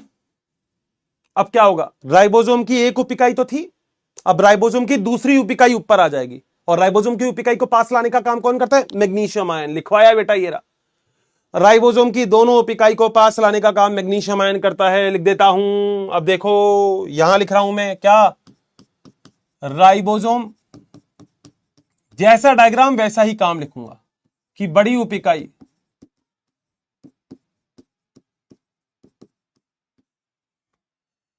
मैग्नीशियम आयन के सहायता से सहायता से जुड़ती है। सर छोटी उप इकाई तो बना दी, बड़ी भी बना दो बेटा। ये रही बड़ी, ये लो बेटा, ये छोटी, ये है बड़ी उप इकाई, बड़ी उप इकाई किसकी है? राइबोसोम की। ये किसकी है? राइबोसोम की। बताओ, आसान है मुश्किल है? कुछ भी नहीं किया मैंने बस समझाया है आपको, एक बहुत आसान तरीके से समझाया है। बोलो डन है? देखो मैं फिर आपसे बोल रहा हूं, एनसीईआरटी में क्या है उससे कोई फर्क नहीं पड़ता, कॉन्सेप्ट होता है। नीट के एग्जाम में इन्हीं कॉन्सेप्ट से क्वेश्चन आएगा। आपके जो यहां पे एआईटीएस होंगे उसमें ऐसे ही क्वेश्चन आएंगे, आपके जो भी एग्जाम्स होंगे उनमें ऐसे ही क्वेश्चन आएंगे। रीजन, वो जो 10 लाइन है ना उसमें 500 लाइन है एनसीईआरटी की। जो एनसीईआरटी ने 10 लाइन लिख रखी है उसे सीधा सीधा लिख दिया, आ जाता राइबोसोम। क्यों आता है भाई? मैग्नीशियम आयन लेके आता है। तभी तो तुम सोचो ना, तुम्हें क्यों जरूरत पड़ती है एक टीचर की? मैंने पहले भी बोला था, आप अपने आप भी तो पढ़ सकते हो, आपके पास सब कुछ है, आपके पास एनसीईआरटी है, दुनिया जहां के नोट्स हैं आपके पास, सब कुछ है, मगर उसके बाद एक प्रॉपर तरीके से समझना जरूरी होता है। बोलो बात सही है क्या? ये वाला काम हो गया पक्का? अब सुनो, राइबोसोम में अब एक और नई चीज यहां पे बेटा, मजा ही मजा है। राइबोसोम में 3 अलग अलग प्रकार के भाग पाए जाते हैं। यहां देखना, ये तो पहला है बेटा, ये पहला, ठीक है। इसके आगे, इसके आगे, इसके आगे ये दूसरा, ध्यान से सुनना। और इसके आगे ये तीसरा। तो राइबोसोम में 3 अलग अलग भाग मिलते हैं, जिसमें ये वाला जो है, ये वाला जो एंड में दे रखा है इसको बोलते हैं ए, जो बीच वाला है इसे बोलते हैं पी, और जो ये वाला है इसे बोलते हैं ई। हर्षित सर इन तीनों का मतलब बताओगे? बेटा बिल्कुल, देखो पहला तो है ए स्थल, लिख देता हूं, ये भी लिख देता हूं, सारे पॉइंट लिखूंगा मैं तुमको, तुम्हारे नोट्स में सारे पॉइंट होने चाहिए। ये साइड में कर दिया, ठीक है। यहां आ जाओ, देखो बेटा, राइबोसोम में प्रोटीन निर्माण के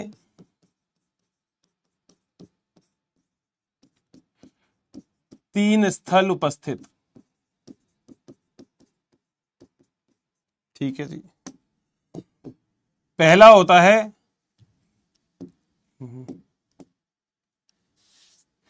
पहला होता है ए स्थल, जिसे अमीनो एसाइल स्थल बोलते हैं।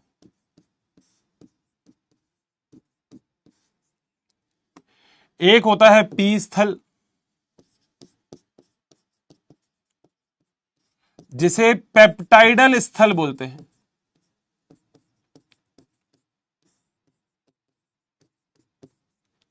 और एक होता है कौन सा? ई स्थल, जिसे एग्जिट स्थल बोलते हैं। डन है?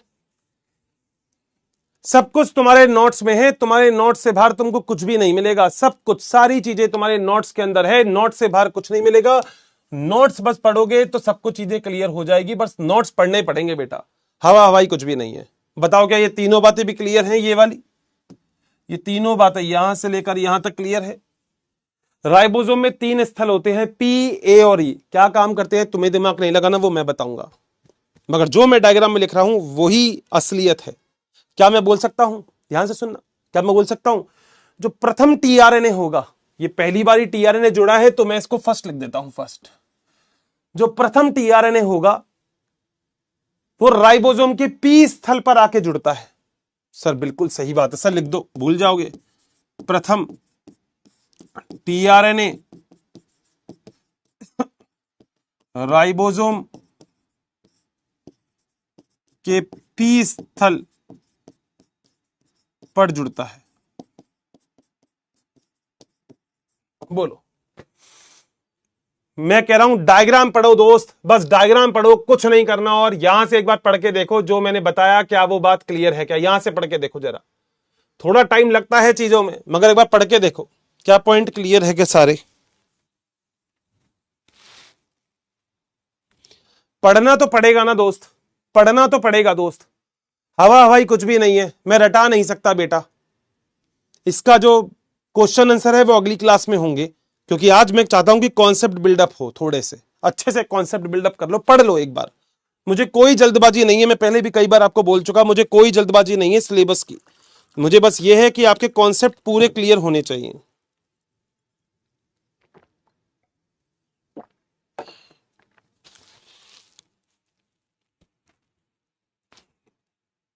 कॉन्सेप्ट क्लियर हो जाए तो मुझे डन कर देना बस। ये पढ़ो दूसरा लाइन, सारी चीज पढ़नी है तुमको। और मैं फिर बोल रहा हूं, जिस बच्चे को इस टॉपिक में दिक्कत आता है कृपया करके हाथ जोड़ के बोल रहा हूं, पूरा चैप्टर पढ़ के बैठना। इसमें नहीं आएगा नहीं तो समझ में कहीं से ही पढ़ लो तुम, और याद रखना यहां नहीं आया तो फिर कहीं नहीं आएगा समझ में। ये तुमको चैलेंज दे रहा हूं मैं। अगर मेरी क्लास में समझ में नहीं आएगा ना ये, तो फिर कहीं नहीं आएगा समझ में। पढ़ के देख लो, आराम से फ्री हो तुम, मगर पढ़ना पड़ेगा बेटा।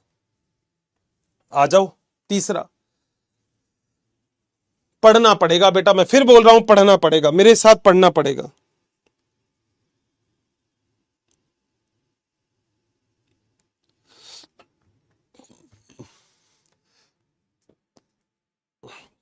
डन करते रहना, जब पेज पढ़ लो तो डन कर देना भाई, फिर मैं आगे चलूंगा। पहला देखो, पहला अमीनो अम्ल सक्रिय करने हैं, फिर टीआरएनए सक्रिय करना है। पहले तुम्हें करंट लगाना है, फिर तुमको जो पकड़ेगा उसको करंट लग जाएगा। तो लो, पहले अमीनो अम्ल सक्रिय हो गया, उसे बोलते हैं अमीनो एसाइल एएमपी। फिर अमीनो एसाइल एएमपी टीआरएनए से जुड़ेगा, टीआरएनए सक्रिय हो गया। तो ए सक्रिय, सक्रिय अमीनो एसिड, और ये है असक्रिय टीआरएनए। क्या बन गया? सक्रिय टीआरएनए। आओ बेटा आगे। ये बस तुम्हें समझाने के लिए, इसमें ज्यादा दिमाग मत लगाना, यूटीआर फूटीआर के ऊपर मत लगाना दिमाग, ऐसा कुछ नहीं। मगर ये तुम्हें समझाने के लिए, एक तुम्हारे पास डायग्राम होना चाहिए एमआरएनए का। मेरी क्लास में मेरे बच्चे के पास डायग्राम होना चाहिए एमआरएनए का। वो क्या कह रहे सर मेरे पास एमआरएनए का डायग्राम है, ये रहा बेटा। यहां से चालू करेंगे, यहां पे खत्म कर देंगे, बीच में प्रोटीन बना लेंगे, बस इतनी तुम्हारे काम की चीजें हैं। ठीक है सर, आ जाओ।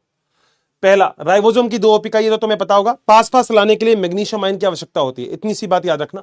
ये कोई भी टोटल नहीं करेगा, यूं नहीं कहेगा अर्शी सर हमें पता है आपने मैथ क्यों नहीं ली, क्यों 50 और 30 तो 80 होते हैं, आपने 70 लिख दिया। बेटा तो ये मैथ नहीं है, ये अवसादन गुणांक था। अब क्या होता है बेटा, क्लास 11th से पढ़ाया था। वैसे राइबोसोम को जब इन्होंने सेपरेट किया था ना स्वेदबर्ग ने, तो अवसादन गुणांक के आधार पर जो चीज जितनी भारी थी वो नीचे बैठ जाती है, जो हल्की होती है वो ऊपर रह जाती है। क्लास 11th पढ़ना, अपकेंद्रण लिखा हुआ है वहां पे, सेंट्रीफ्यूज मशीन के द्वारा अलग अलग किया गया था ये। तो वो 2 इकाई है, 50 30 60 40, टोटल नहीं है बेटा ये। आओ, सबसे पहला टीआरएनए प्रारंभन। प्रारंभन का मतलब मुझे अनुवादन की शुरुआत करनी है, ठीक है सर।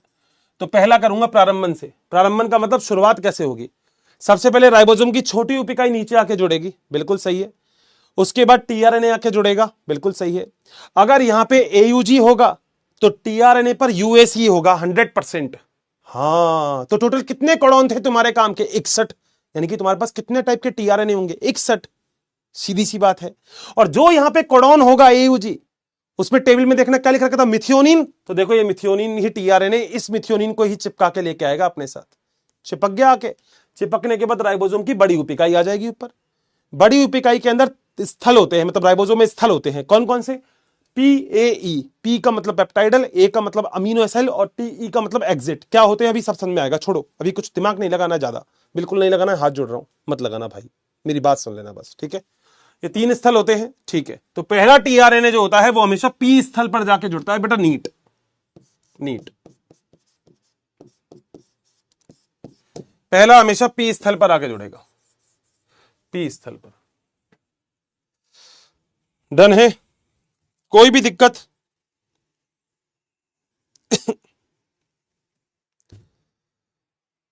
चले। अच्छा, एक छोटी सी बात और याद रखना कि अगर आपके पास कभी भी प्रोकैरियोटिक कोशिका है, 2 प्रकार की कोशिका होती है ना, प्रोकैरियोटिक और यूकैरियोटिक। तो प्रोकैरियोटिक कोशिका में प्रथम अमीनो अम्ल अलग होगा, यूकैरियोटिक कोशिका में प्रथम अमीनो अम्ल अलग होगा। ये लिख देता हूं मैं, नोट डाल देता हूं।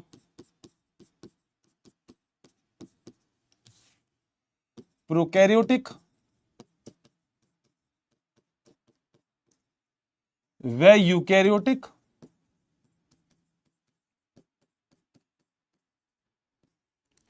कोशिका में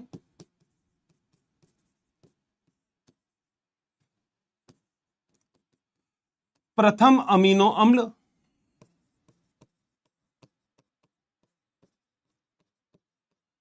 अलग अलग होते हैं।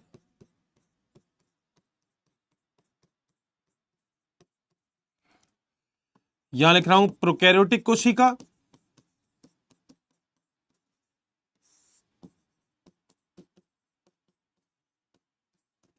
यहां है यूकैरियोटिक कोशिका।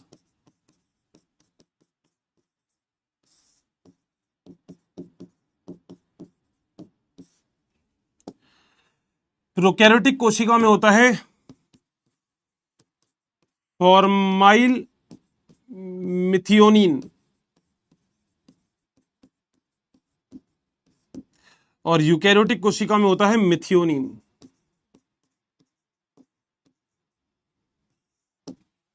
ठीक है भैया, ये 2 पॉइंट है, एक्स्ट्रा मान के या कैसे भी मान के डाइजेस्ट कर लेना। नीचे वाला तो याद ही करना है आपको, मिथियोनिन तो है ना, ये तो अभी पढ़ाया ही था नीचे वाला तो, मगर प्रोकैरियोटिक कोशिका में अलग होता है। सही बात है बेटा। देखो एक बात तो बहुत अच्छी है, पता है जब टीचर पढ़ाता है ना तो टीचर के सामने सब तरीके के बालक बैठते हैं। एक वो जो पढ़ना ही नहीं चाहता सच में, मतलब उनको लगता है कि यार ये टीचर सच में, मतलब तुम्हें क्या लगता है एक टीचर को बहुत मेहनत करनी पड़ती है तुम लोगों के साथ, और ये मेरा फर्ज है, ये मेरा फर्ज है कि मैं तुम्हें सारे के सारे पॉइंट लिखवाऊं, ये मेरा फर्ज है मैं तुम्हें डायग्राम दिखाऊं, ये मेरा फर्ज है कि मैं तुम्हें सच में ये टॉपिक इतना अच्छे से करवाऊं। नहीं तो आप खुद समझ सकते हो, वो एक पेज एनसीईआरटी को पढ़ाने के लिए मैं पढ़ा देता ना तो तुम ये नहीं कहते अर्चित सर नहीं पढ़ाया, मैं वही लाइन लिखवा देता एज इट इज तुम्हें, और मैं फ्री भी हो जाता। मैं इतना एक्सप्लेन ही नहीं करता, मैं कहता बेटा ये 10 लाइन है, तुम कहते हाँ 10 लाइन। तुम ये भी तो नहीं कहते एनसीईआरटी अर्चित सर ने एनसीईआरटी की ये लाइन नहीं पढ़ाई, तुम कहोगे हाँ अर्चित सर ने एनसीईआरटी की 10 लाइन थी 15 लाइन लिखवा दी, हो गया काम, ये तो अर्चित सर तो फ्री हो गए। मगर बेटा याद रखना कॉन्सेप्ट, और एग्जाम में बैठोगे तो ऐसे ही बैठोगे। तभी तुमने देखा होगा, मतलब कई बार आता है, मतलब तुमने सुना भी होगा, एक बच्चा है जो भाई साहब तैयारी कर रहा है 5 साल से, कह रहा है पता नहीं सिलेक्शन क्यों नहीं होता। एक लड़का है जो तैयारी कर रहा है केवल 1 साल से, एक लड़का है जो तैयारी कर रहा है केवल 12th में, वो कहता है मेरा सिलेक्शन हो गया। कह रहा तेरा सिलेक्शन कैसे हो गया, उसका तो नहीं हुआ। बेटा तरीका, एग्जाम के अंदर मेहनत कैसे करनी है यही इंपॉर्टेंट होता है। भीड़ तो दुनिया है, दुनिया आएगी भीड़ बनेगी, 5 लाख लोग बैठ रहे हैं, 50 लाख लोग बैठ रहे हैं, 20 लाख लोग बैठ रहे हैं, क्या फर्क पड़ता है उसमें। मगर उस 20 लाख में सिलेक्शन किसका कितनों का हो रहा है, वो डिपेंड करता है आप तैयारी किस तरीके से कर रहे हैं। अगर आपको यहां से किसी तरीके से भी जाना है किसी जगह पे, तो आपका तरीका बहुत अच्छा होना चाहिए। आपको पता होना चाहिए कि मैं ऐसे भागूंगा तो मैं जल्दी पहुंच जाऊंगा, मैं ऐसे भागूंगा तो कभी नहीं पहुंच पाऊंगा। और ये बहुत अलग चीज होती है, पता है सिलेक्शन में ये चीज बहुत अलग होती है। ये बात आपको समझ में भी आ रही होगी। देखो ये बात तो मैं समझा रहा हूं। अब अगर मेरी क्लास में भी यहाँ पे अगर मान लो फॉर एन एग्जाम्पल 100% लोग हैं, तो बेटा 1-2% को तो मैं कभी कुछ समझा ही नहीं सकता, बिल्कुल भी नहीं, मेरे बस की भी नहीं है, कि वो घर पे ही नहीं समझते। वो अभी भी ये समझते हैं कि पता नहीं यार टीचर क्या बोल रहा है, क्यों बोल रहा है ये टीचर, उनको अभी भी सब कुछ बुरा लगता है। मगर बेटा पता है क्या होगा, पता है जब नीट के अंदर तुम लोगों का सिलेक्शन हो जाएगा और उन लोगों का सिलेक्शन नहीं होगा, वो वापस किसी बैच में लेके यही थम बम से खेलते रहेंगे, यही ऐसे कभी ऐसे थम करते रहेंगे, ये करते रहेंगे, उनके पास यही काम है एक्चुअली। समझ रहा मेरी बात जो मैं बोल रहा हूं। 2 तरीके के बालक होते हैं, 2 तरीके के। मैं भी बताता हूं कैसे होने चाहिए। एक वो होता है जो टीचर जो बोलता है उसकी बात में, देखो आपको मानना तो पड़ेगा। आप एरोप्लेन में बैठते हो तो पायलट को नहीं सिखाओगे कि कैसे चलाना है ना, ये बात तो मानते हो। तो 2 तरीके के बालक होते हैं, वो जो टीचर बताता है कि बेटा ऐसे चल, तुझे 2 साल मेहनत नहीं करनी पड़ेगी, तू इसी साल में निकाल देगा नीट का एग्जाम। और एक दूसरा बालक होता है जिसको वो टीचर समझा रहा है मगर वो कह रहा है अरे नहीं नहीं, अरे पागल की बात कर रहा है, अरे छोड़ मेरे को करना ही नहीं है। तो आप समझो ना, वो नहीं, सबका थोड़ी होता है बैच में सिलेक्शन। तुमने तो सबके से सुना होगा कि फलाना वैसे सिलेक्शन हो गया, डिकाना से हो गया। पूरे बैच का सिलेक्शन दोस्त कभी नहीं होता, क्योंकि उसमें अरे सारे ही बन जाएंगे डॉक्टर, तो फिर एग्जाम की तैयारी कौन करेगा। समझ रहे मेरी बात भाई। कुछ तो ऐसे भी होंगे जो इधर उधर से आते हैं, उठ के आते हैं, स्पैमर भी तो होते हैं जो आते हैं। तुम लोग मेरे को कई बार बोलते हो अर्चित सर छोड़ो ना, आप स्पैमर की मत बोला करो। मैं छोड़ भी देता हूं, मैंने कहा चलो छोड़ो यार, स्पैमर से क्या बात करनी। मगर आप एक बात समझना, जो मैं बोल रहा हूं वो बहुत इंपॉर्टेंट हो जाता है। वो क्या करेंगे, क्या करते हैं मैक्सिमम, नीचे कमेंट लिख देंगे अर्चित सर समझ में नहीं आ रहा, फलाना नहीं आ रहा, डिकाना। वो ये नहीं कहेगा कि भैया मैंने कितनी मेहनत की इस मास्टर के साथ, इसने बोला था मेरे से कि आज इतना पढ़ना है, इसके साथ नोट नहीं करना है, मैंने इसके साथ भी नोट किया। मैंने हर्षित सर को बैकग्राउंड में लगा के मैंने व्हाट्सएप खेलता रहा, दोस्तों के साथ बात करता रहा, ये काम कर दिया, घर का वो काम कर दिया। हर्षित सर ने बोला था कि क्लास के बाद नोट करना, क्लास के बाद उसने जितनी एनसीईआरटी पढ़ाई उतनी एनसीईआरटी पढ़ाना। मैंने तुम्हें 10 बार बोल रहा है, आज अगर लेक्चर ये 10वें नंबर का है तो बेटा तुमको हर दिन पुरानी एनसीईआरटी दोबारा से पढ़नी है। तो तुम खुद सोच लो, अगर 15 दिन तुमने ये लेक्चर, मान लो 20-15 लेक्चर में ये चैप्टर खत्म हुआ, तो बेटा तुम्हारा एनसीईआरटी का रिवीजन 15 बार हो जाएगा। अब करनी तो पड़ेगी बेटा।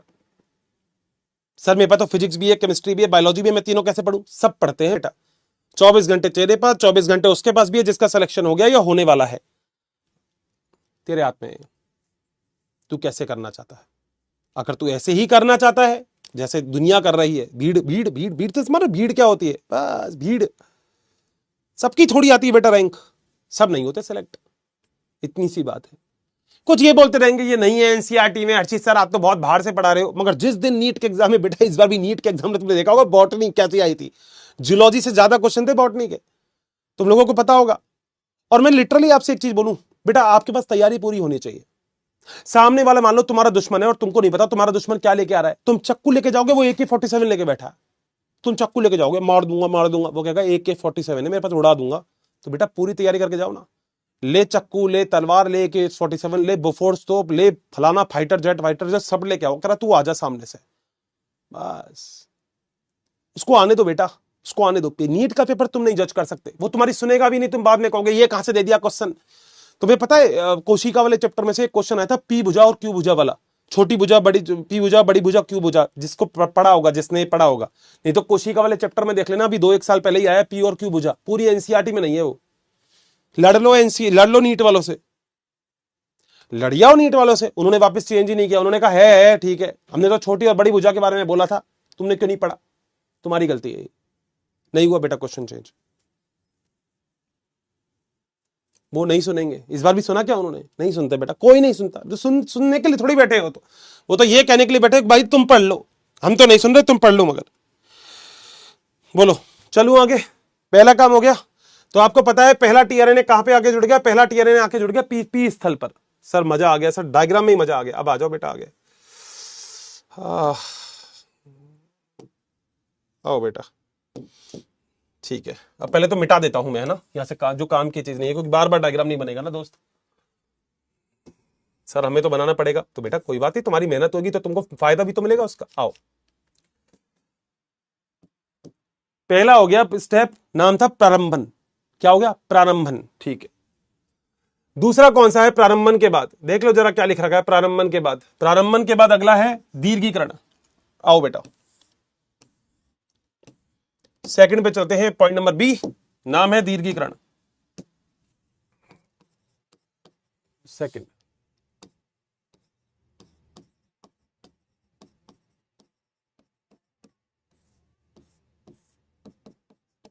बोलो बात सही है, करे दीर्घीकरण।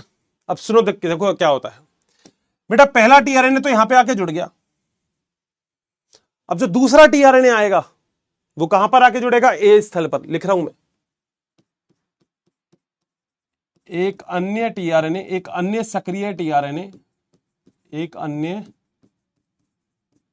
सक्रिय टीआरएनए राइबोसोम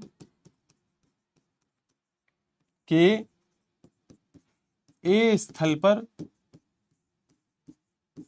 जुड़ता है।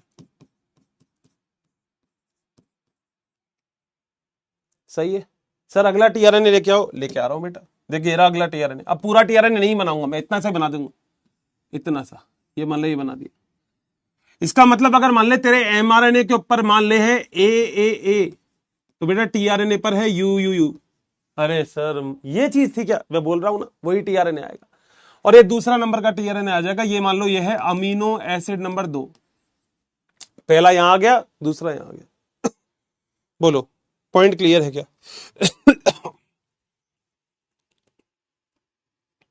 पक्का? चलें आगे, कोई दिक्कत? पहला टीआरएनए आके जुड़ गया था, दूसरा टीआरएनए आके कहां जुड़ जाएगा? ए स्थल पर। सर मजा आ गया। अब क्या होगा मगर सर? सर अब क्या होने वाला है आगे वो तो बताओ। अब देखो सुनना बस मेरी बात। कभी ट्रेन में बैठे हो? अरे सर बहुत बार।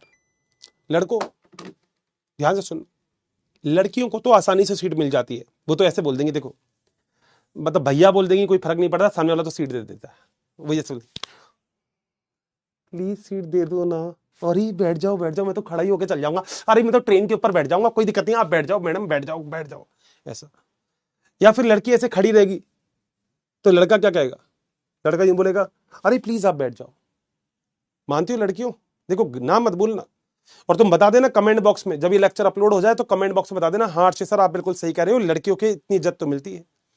और लड़का बेटा बैठा हो, लड़का लेट जाए, लड़का रो ले, लड़का सिर पीट ले, लड़का यूं यूं कर ले, कुछ भी कर ले बेटा, लड़के को सीट नहीं मिलती, कोई नहीं देगा अपनी सीट। लड़को बताओ सही बोल रहा हूं गलत बोल रहा हूं, अन्याय है ये सर? मगर वो बात तो सही है, अन्याय है, मगर आप क्यों यहां पे ये वाली बात बता रहे हो? बताता हूं बेटा, सब बताता हूं, मगर मेरी बात समझियो तू, तब समझ में आएगा। अब 2 टीआरएनए तो जुड़ गए, हाँ सर बिल्कुल सही है, अब तीसरा टीआरएनए भी तो आएगा। हाँ तो वो कैसे आएगा? आप सुनो, सुनना बेटा, फिर वीडियो दिखाऊंगा इसकी मजेदार, फिर मजा आएगा तुमको। देखो, अन्य टीआरएनए, सक्रिय टीआरएनए,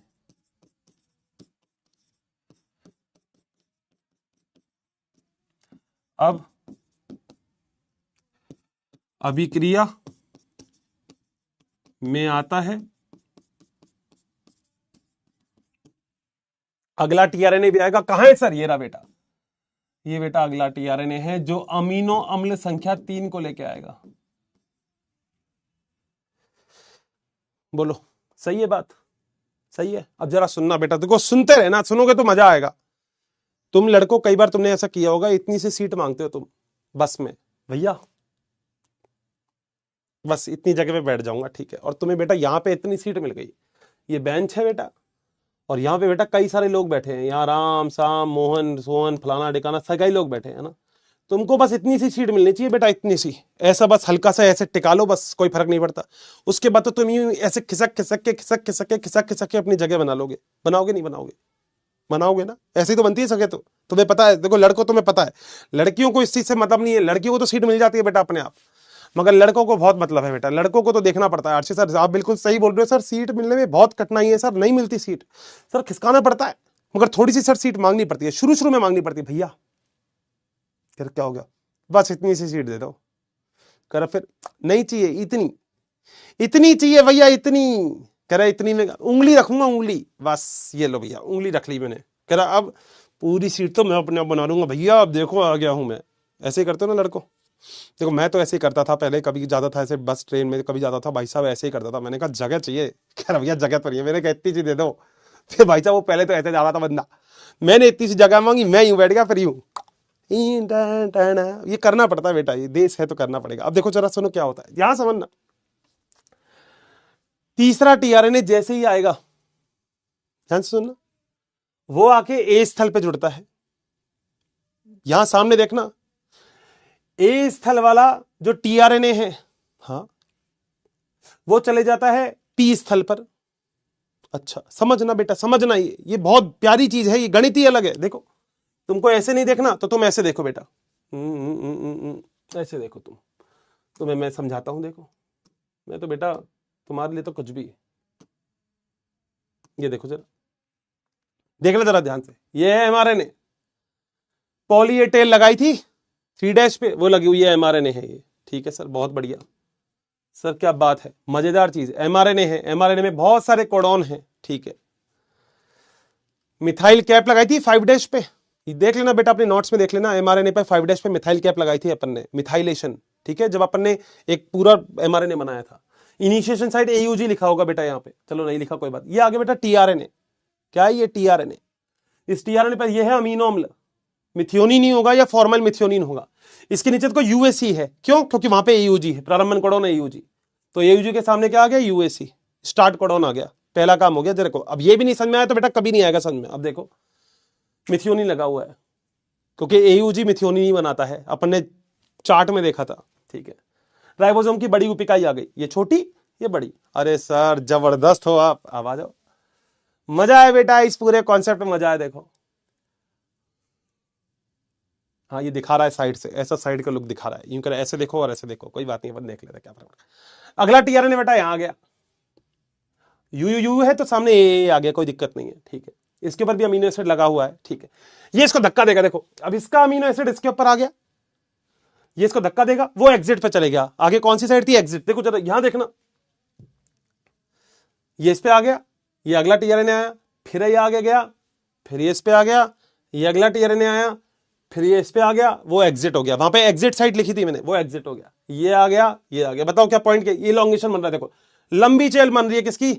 आरएनए की। बताओ क्या पॉइंट क्लियर है क्या? वो अमीनो अम्ल की लंबी चेन बन रही है। यही तो काम बेटा यहां पे करवा रहा हूं मैं, यही तो काम मेरे प्यारे यहां पे करवा रहा हूं। पहला टीआरएनए पी साइड पर जोड़ दिया, उसने लिखा नहीं है। दूसरा टीआरएनए ए साइड पर जोड़ दिया। अब अन्य जो टीआरएनए आता है वो कहां जाएगा? ए साइड पर। मगर उससे पहले दोस्तों क्या काम होगा बेटा? मम्मी इज कॉलिंग, क्या बात कर ली जाए? अभी क्लास में हूं मैं। हाँ 15 मिनट लगेंगी, अभी 15। ठीक है, ठीक है, ओके।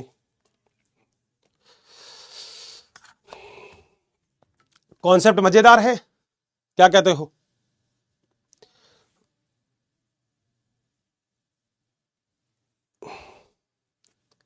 अब तो कोई दिक्कत नहीं, मम्मी आ जाएगी, अब तो 20 मिनट भी लग सकती है, कोई दिक्कत नहीं है। कॉन्सेप्ट क्लियर करना जरूरी है, सही है। पहला टीआरएनए आ गया पी साइड पर, दूसरा टीआरएनए आ गया ए साइड पर, तीसरा टीआरएनए आएगा जब ए साइड पर, तो वो ए साइड वाले को धक्का देगा, वो पी पर चल जाएगा, मगर पी का जो अमीनो एसिड है वो ए वाले पर आ जाएगा। क्या बोलो, ये काम हो रहा था क्या? तो मैं एक छोटा सा पॉइंट लिख रहा हूं कि प्रथम टीआरएनए इसका अमीनो अम्ल इसके ऊपर आ जाएगा, पर उपस्थित अमीनो एसिड द्वितीय टीआरएनए पर स्थानांतरित होता है।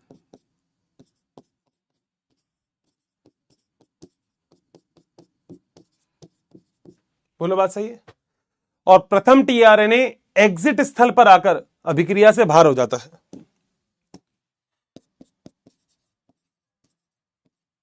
प्रथम टीआरएनए एग्जिट स्थल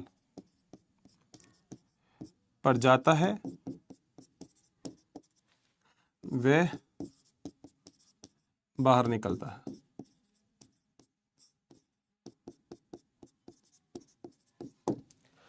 बोलो बात सही है क्या? यहां तक कोई भी दिक्कत है तो बताओ। जब ऐसे ही काम होता रहेगा, एक जाएगा स्थानांतरित हो जाएगा, एक जाएगा अमीनो अम्ल स्थानांतरित हो जाएगा, तो क्या आप सभी लोग एक चीज जानते हैं? क्या आप सभी लोग एक चीज जानते हैं कि टीआरएनए पर एक लंबी अमीनो अम्लों की श्रृंखला आ जाएगी। दीर्घीकरण अभिक्रिया में टीआरएनए पर एक लंबी अमीनो एसिड की श्रृंखला बन जाती है। बोलो, बन गई अमीनो अम्लों की लंबी श्रृंखला। इसका मतलब बहुत बड़े बड़े अमीनो अम्ल आ गए, यानी कि क्या होगा? ये जो टीआरएनए होगा तुम्हारा, ये वाला, ये टीआरएनए, हाँ ये टीआरएनए, इसके ऊपर अमीनो अम्लों की लंबी श्रृंखला लग जाएगी। कैसे? देखो ऐसे, मान लो ये 8 नंबर का होगा, तो इससे पहले 7, फिर 6, फिर 5, फिर 4, फिर 3, फिर 2, फिर 1। बोलो बात सही है, हर बार स्थानांतरित होता रहेगा। अब 9वें नंबर का टीआरएनए आएगा तो फिर 9 जुड़ जाएगा, ये सारे उसको स्थानांतरित हो जाएंगे, तो एक अमीनो अम्लों की लंबी श्रृंखला बन जाएगी। ये क्या है? ये है अमीनो अम्ल।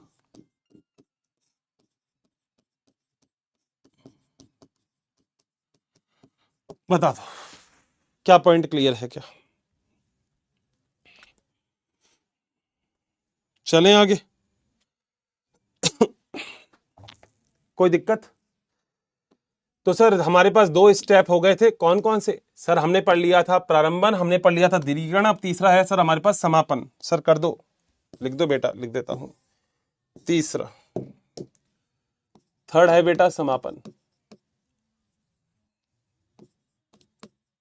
थर्ड है समापन। क्या काम होगा वैसे तो देखो आपको पता है, मगर फिर भी एक बार बना देता हूं। ये आपके पास mRNA था सर, बिल्कुल सही है।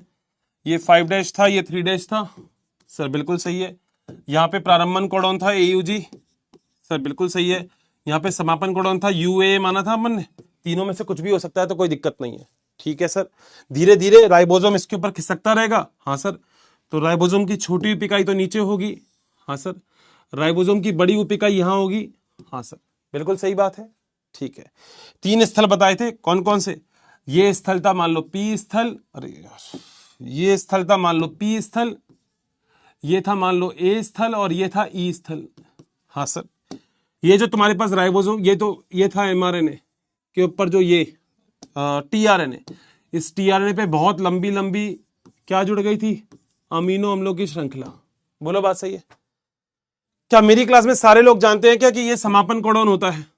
इसे कौन सा कोडॉन बोलते हैं? समापन कोडॉन। सभी लोग जानते हैं। और मैंने बोला था समापन कोडॉन के लिए कोई tRNA होता ही नहीं है, आपके पास होता ही नहीं है। UAA, UAG और UGA, इनके लिए कोई tRNA नहीं होता। कहो तो नीचे लिख देता हूं, क्योंकि कुछ बच्चे चिल्लाएंगे, इसलिए लिख देता हूं बेटा। समापन कोडॉन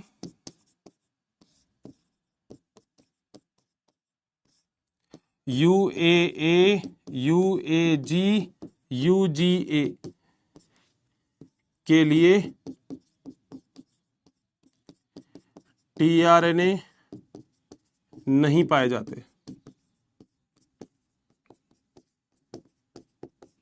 बोलो बात सही है? तो बेटा समापन करने कौन आएगा? तुमने सुना पुलिस आ गई, पुलिस आ गई, पुलिस आ गई। ऐसे ही एक फैक्टर होता है जिसे हम बोलते हैं समापन कारक, रिलीजिंग फैक्टर। वो आता है और कहां पे? ए स्थल पर आकर जुड़ जाता है। लिख देता हूं समापन कारक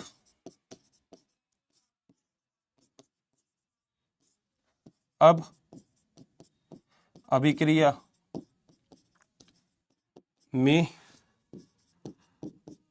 आता है, वह ए स्थल पर पहुंचता है। मान लो ये रहा बेटा, ये रहा समापन कारक को बोलते हैं रिलीजिंग फैक्टर।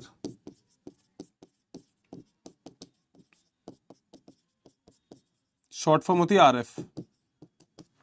ये आ गया बेटा। अब जैसे बेटा पुलिस आएगी, वैसे ही क्या होगा? सब अलग अलग हट जाएंगे। समापन कारक के आते ही राइबोसोम की दोनों इकाई अलग अलग हो जाती है। tRNA से अमीनो अम्लों की लंबी श्रृंखला जिसे प्रोटीन कहा जाता है, वो भी अलग हो जाती है। सब अलग हो जाते हैं। लिख देता हूं बेटा, ये वाला पॉइंट भी लिख देता हूं।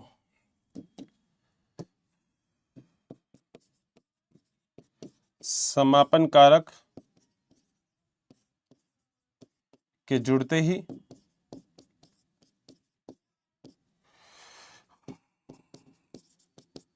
राइबोसोम की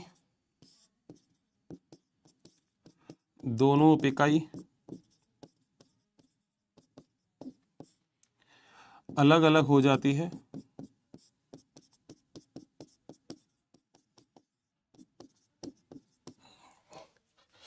अगला, tRNA से अमीनो एसिड की लंबी श्रृंखला क्या होती है? अमीनो एसिड की लंबी श्रृंखला प्रोटीन, प्रोटीन अलग हो जाती है।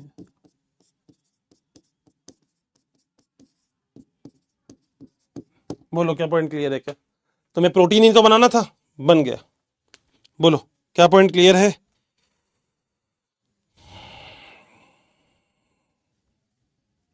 पक्का? क्लास 11 थोड़ी सी तो पढ़ी होगी, तो तुमने एक लाइन पढ़ी होगी कि खुदरी अंतःपद्रव्य जालिका प्रोटीन बनाने का कार्य करती है, क्योंकि उस पर राइबोसोम होते हैं। मगर प्रोटीन के मॉडिफिकेशन करने का कार्य गोल्जी काय का होता है। तो प्रोटीन को आगे अब रूपांतरित करने का, मॉडिफाइड करने का, स्थानांतरित करने का कार्य गोल्जी काय करता है। सुना होगा शायद, 11th पढ़ी है तो। यूकैरियोटिक कोशिका में बनने वाला यह प्रोटीन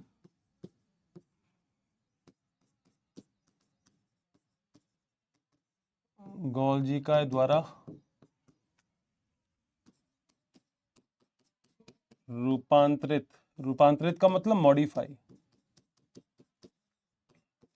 वह कोशिका में स्थानांतरित किया जाता है। कोशिका में कहीं भी चाहिए प्रोटीन तो गोल्जी काय भेजता है।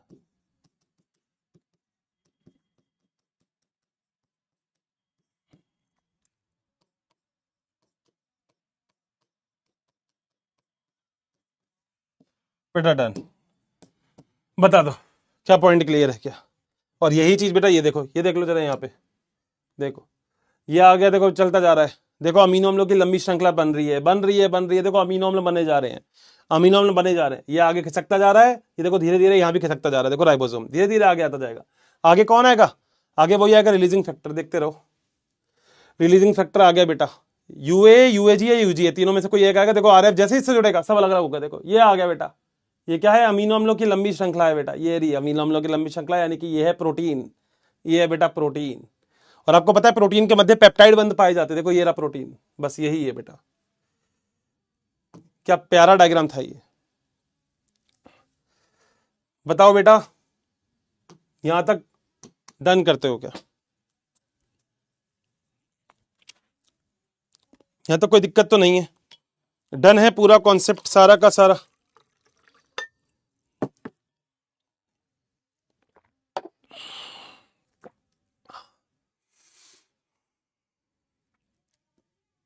कितना प्यारा कॉन्सेप्ट था बेटा। जिसको वीडियो याद होगी उसको थ्योरी में तो कुछ लिखवाया ही नहीं मैंने। थ्योरी में तो बेटा कुछ लिखा ही नहीं।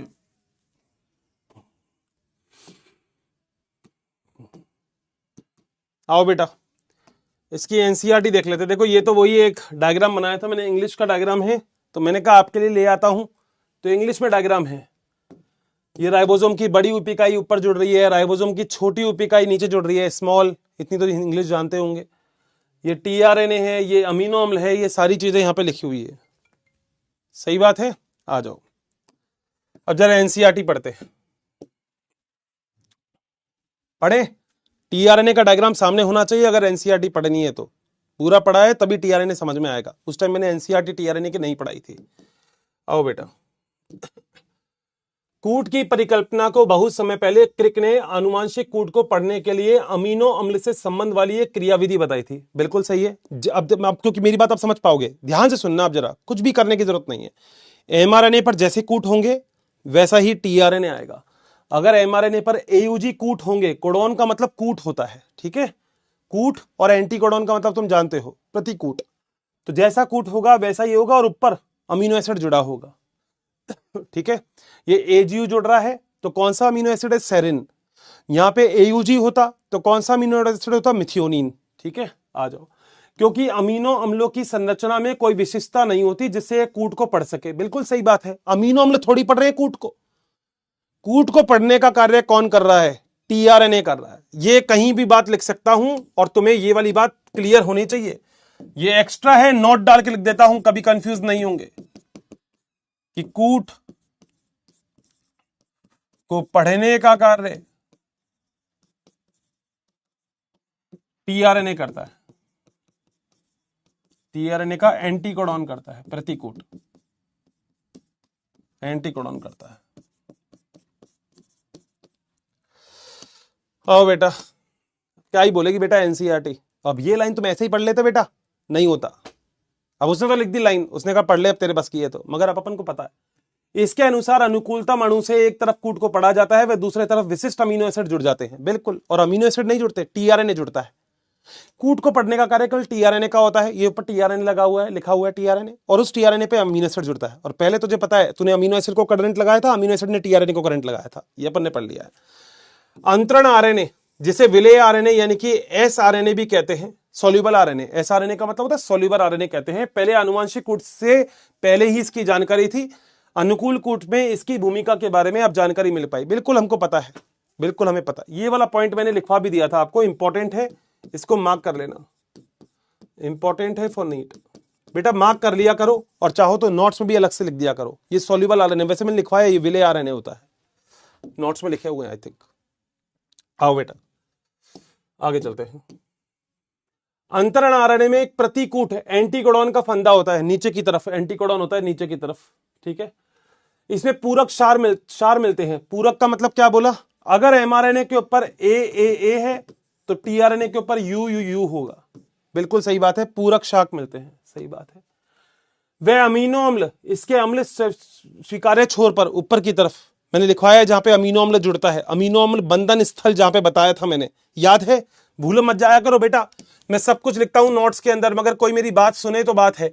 टीआरएनए का जब डायग्राम बताया था तब भी बताया था, और यहां पे भी लिखवाया है, अमीनो अम्ल बंधन स्थल टीआरएनए पर 3 पे मिलता है।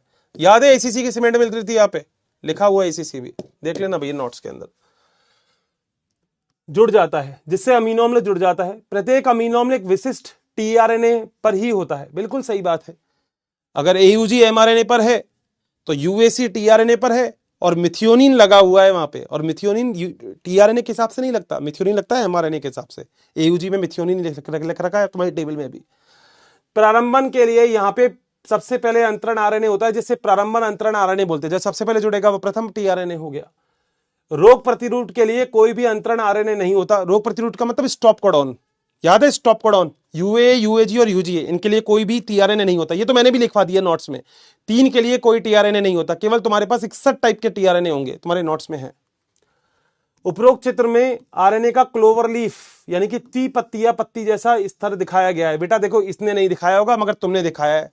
तुमको मैंने एल आकार भी लिखवाया है, 3D मॉडल, और क्लोवर लीफ प्रारूप का भी डायग्राम बनाया। तुम्हारी एनसीईआरटी में नहीं है मगर तुम्हारे नोट्स में क्लोवर लीफ प्रारूप का डायग्राम है। बिना एंटीकोडॉन के कर ही नहीं पाते उसमें से कुछ। चलो अगला, स्थानांतरण। स्थानांतरण या रूपांतरण एक प्रक्रिया है जिसमें अमीनो अम्लों का बहुलन यानी कि पॉलीपेप्टाइड का निर्माण होता है। अमीनो अम्लों के क्रम, ये सब आरएनए के क्षारक क्रम पर निर्भर करता है। अब तो बेटा ये तो रट्टाफिकेशन, अब वही रटेगा जो उसने नहीं समझा। अमीनो अम्ल किस क्रम में जुड़ेंगे, ये एमआरएनए के उपस्थित क्षारक क्रम के ऊपर निर्भर करता है, क्योंकि जैसा एमआरएनए वैसा ही टीआरएनए, वैसा ही उसके ऊपर जुड़ा हुआ अमीनो अम्ल। चलो, इसके बाद पेप्टाइड बंध के निर्माण में ऊर्जा की आवश्यकता होती है, और तुम्हें पता है ऊर्जा 2 तरीके से मिलती है, एक है एटीपी, एक है जीटीपी। अब तो तुम्हारे नोट्स में बेटा सब कुछ है, आ जाओ आगे।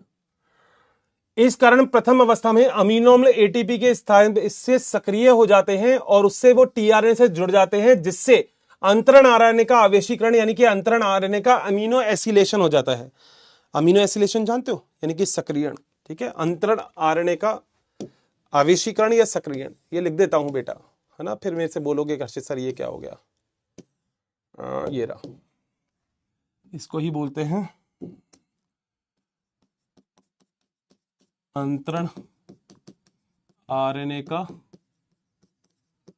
आवेशीकरण या सक्रियण, है ना, अमीनो एसिलेशन, ठीक है, अमीनो एसिलेशन, ठीक है बेटा। आ जाओ आगे।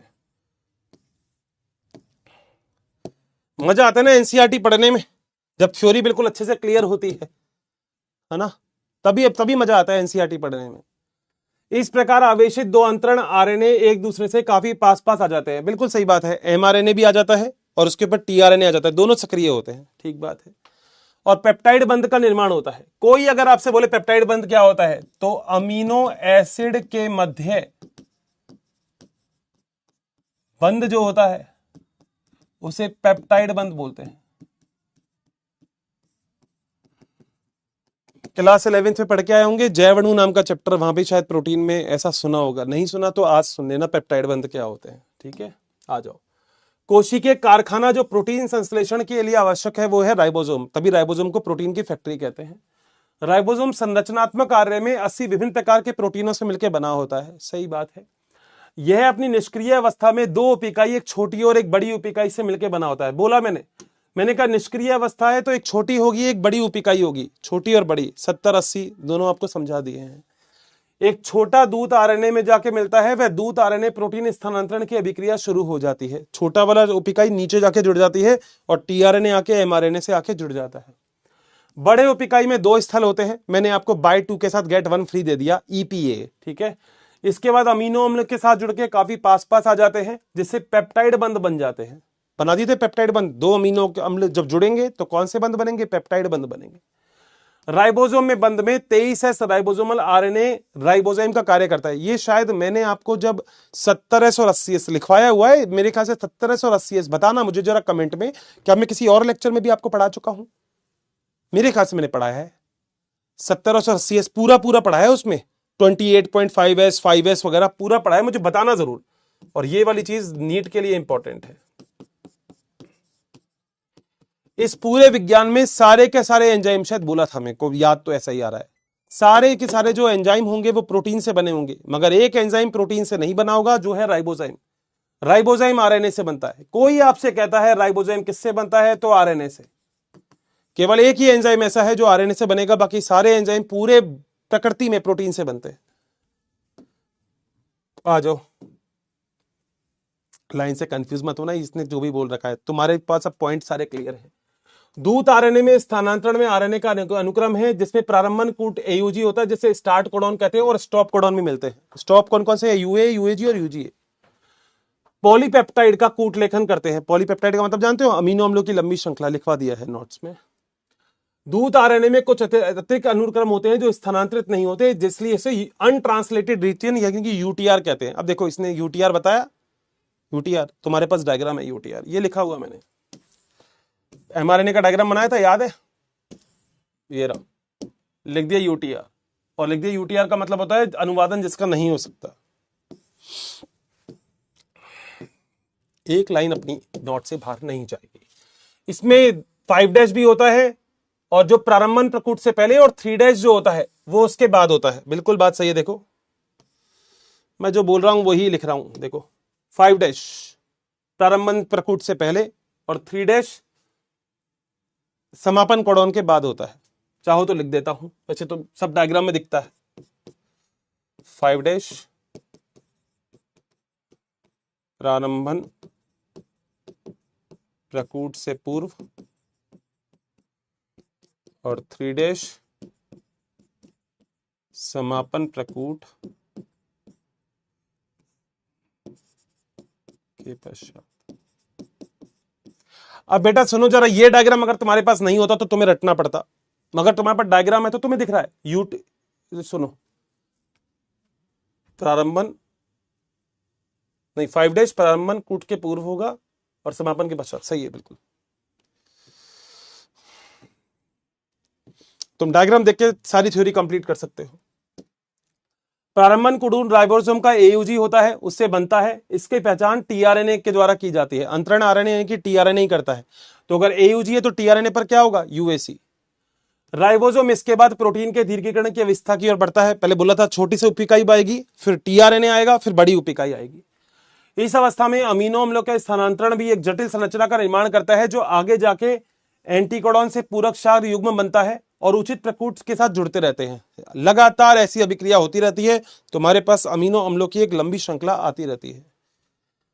राइबोसोम दूत आरएनए के साथ प्रकूट की ओर जाता है, मतलब प्रकूट मतलब अंत प्रकूट की तरफ, यूए, यूएजी और यूजीए की तरफ जाता है। ठीक है, एक के बाद एक अमीनो अम्ल से एक लंबी श्रृंखला का निर्माण होता है, पॉलीपेप्टाइड। पॉलीपेप्टाइड का मतलब अमीनो अम्लों की लंबी श्रृंखला बन जाएगी, जो डीएनए द्वारा दूत आरएनए से निरूपित होते हैं। बिल्कुल जैसा डीएनए से ही तो तुमने आरएनए बनाया, और इसी आरएनए में जो क्रम था उसके अकॉर्डिंग तुमने प्रोटीन जोड़ दिए।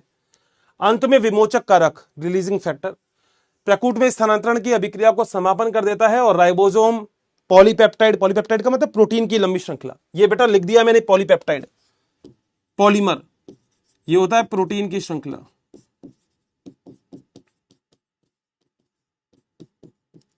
ये सब की सब एक दूसरे से अलग अलग हो जाते हैं। डन है बेटा, बता दो, चैट बॉक्स ओपन कर दिया है। दूत का मतलब बेटा प्रकूट दूध का मतलब ऐसा नहीं है, मतलब जो कारक लेके आ रहा है, जैसे अमीनो अम्ल को लेके कौन आ रहा है, टीआरएनए आ रहा है ना, बस इसकी बात है। यूटीआर बेटा अनट्रांसलेटेड रीजन है, एक ऐसे स्थल है जो तेरे को बताए दो जगह पे है ना, प्रारंभन से पहले है और समापन जो है उसके बाद है, और इनके द्वारा तू प्रोटीन नहीं बनाएगा। तेरे को बोला मेन पिच का काम है अपना, पिच से पहले पिच के बाद अपन को कोई फर्क नहीं पड़ता। All clear. एनसीईआरटी रीड करने में बहुत टाइम लगता है, बॉटनी में जूलॉजी में बहुत बहुत जल्दी हो जाती है बेटा, अच्छी बात है, तभी तो बेटा बॉटनी के क्वेश्चन आते हैं बहुत ज्यादा। ठीक है, तू खुद देख ले, मैंने एक पेज पढ़ाया, मगर एक पेज के लिए आज पूरा का पूरा लेक्चर लग गया है, 1 घंटे 40 मिनट के आसपास हो गए हैं अपन को पढ़ाते हुए। मेरे क्लास में नोट्स नहीं बनता बेटा, बनाना भी नहीं है, यूटीआर से कुछ नहीं बनता। 12th बोर्ड के लिए थ्योरी भी लिखवाई है बेटा, यही थ्योरी है, तेरी एनसीईआरटी से ज्यादा थ्योरी लिखवा रखी है बेटा, इससे ज्यादा थ्योरी लिखेगा क्या? 12th क्लास में जो डायग्राम मैं बना रहा हूं उसके साथ तू वेजिटेज थ्योरी लिख के आ बेटा, इससे ज्यादा तो एनसीईआरटी में थ्योरी नहीं है बेटा। कुछ को पता नहीं क्या दूतारे ने बेटा बढ़ा दिया। बड़ी उपिकाई में कितने स्थल होते हैं बेटा? वैसे तो देखो 2 स्थल मान सकते हो, कोई दिक्कत नहीं है, मगर आप समझो ना, मैंने स्थल की बात नहीं की, आप 2 स्थल मानो, 3 स्थल मानो, मगर तीसरा तो होगा बेटा, एग्जिट साइड तो होगी होगी, उसके बिना तो काम चलता नहीं है। मगर पहला टीआरएनए पी साइड पर जुड़ेगा। एनसीईआरटी क्वेश्चन पीपीटी में लगा दो बेटा, लगा देंगे, कल करवाएंगे एनसीईआरटी। तो सर आप स्टूडियो से बाहर निकालो, अपनी फील्डिंग सेट है, आप स्टूडियो से बाहर निकलो। अरे भाई क्या हो गया भाई, क्या हो गया, नाराजगी है क्या कोई?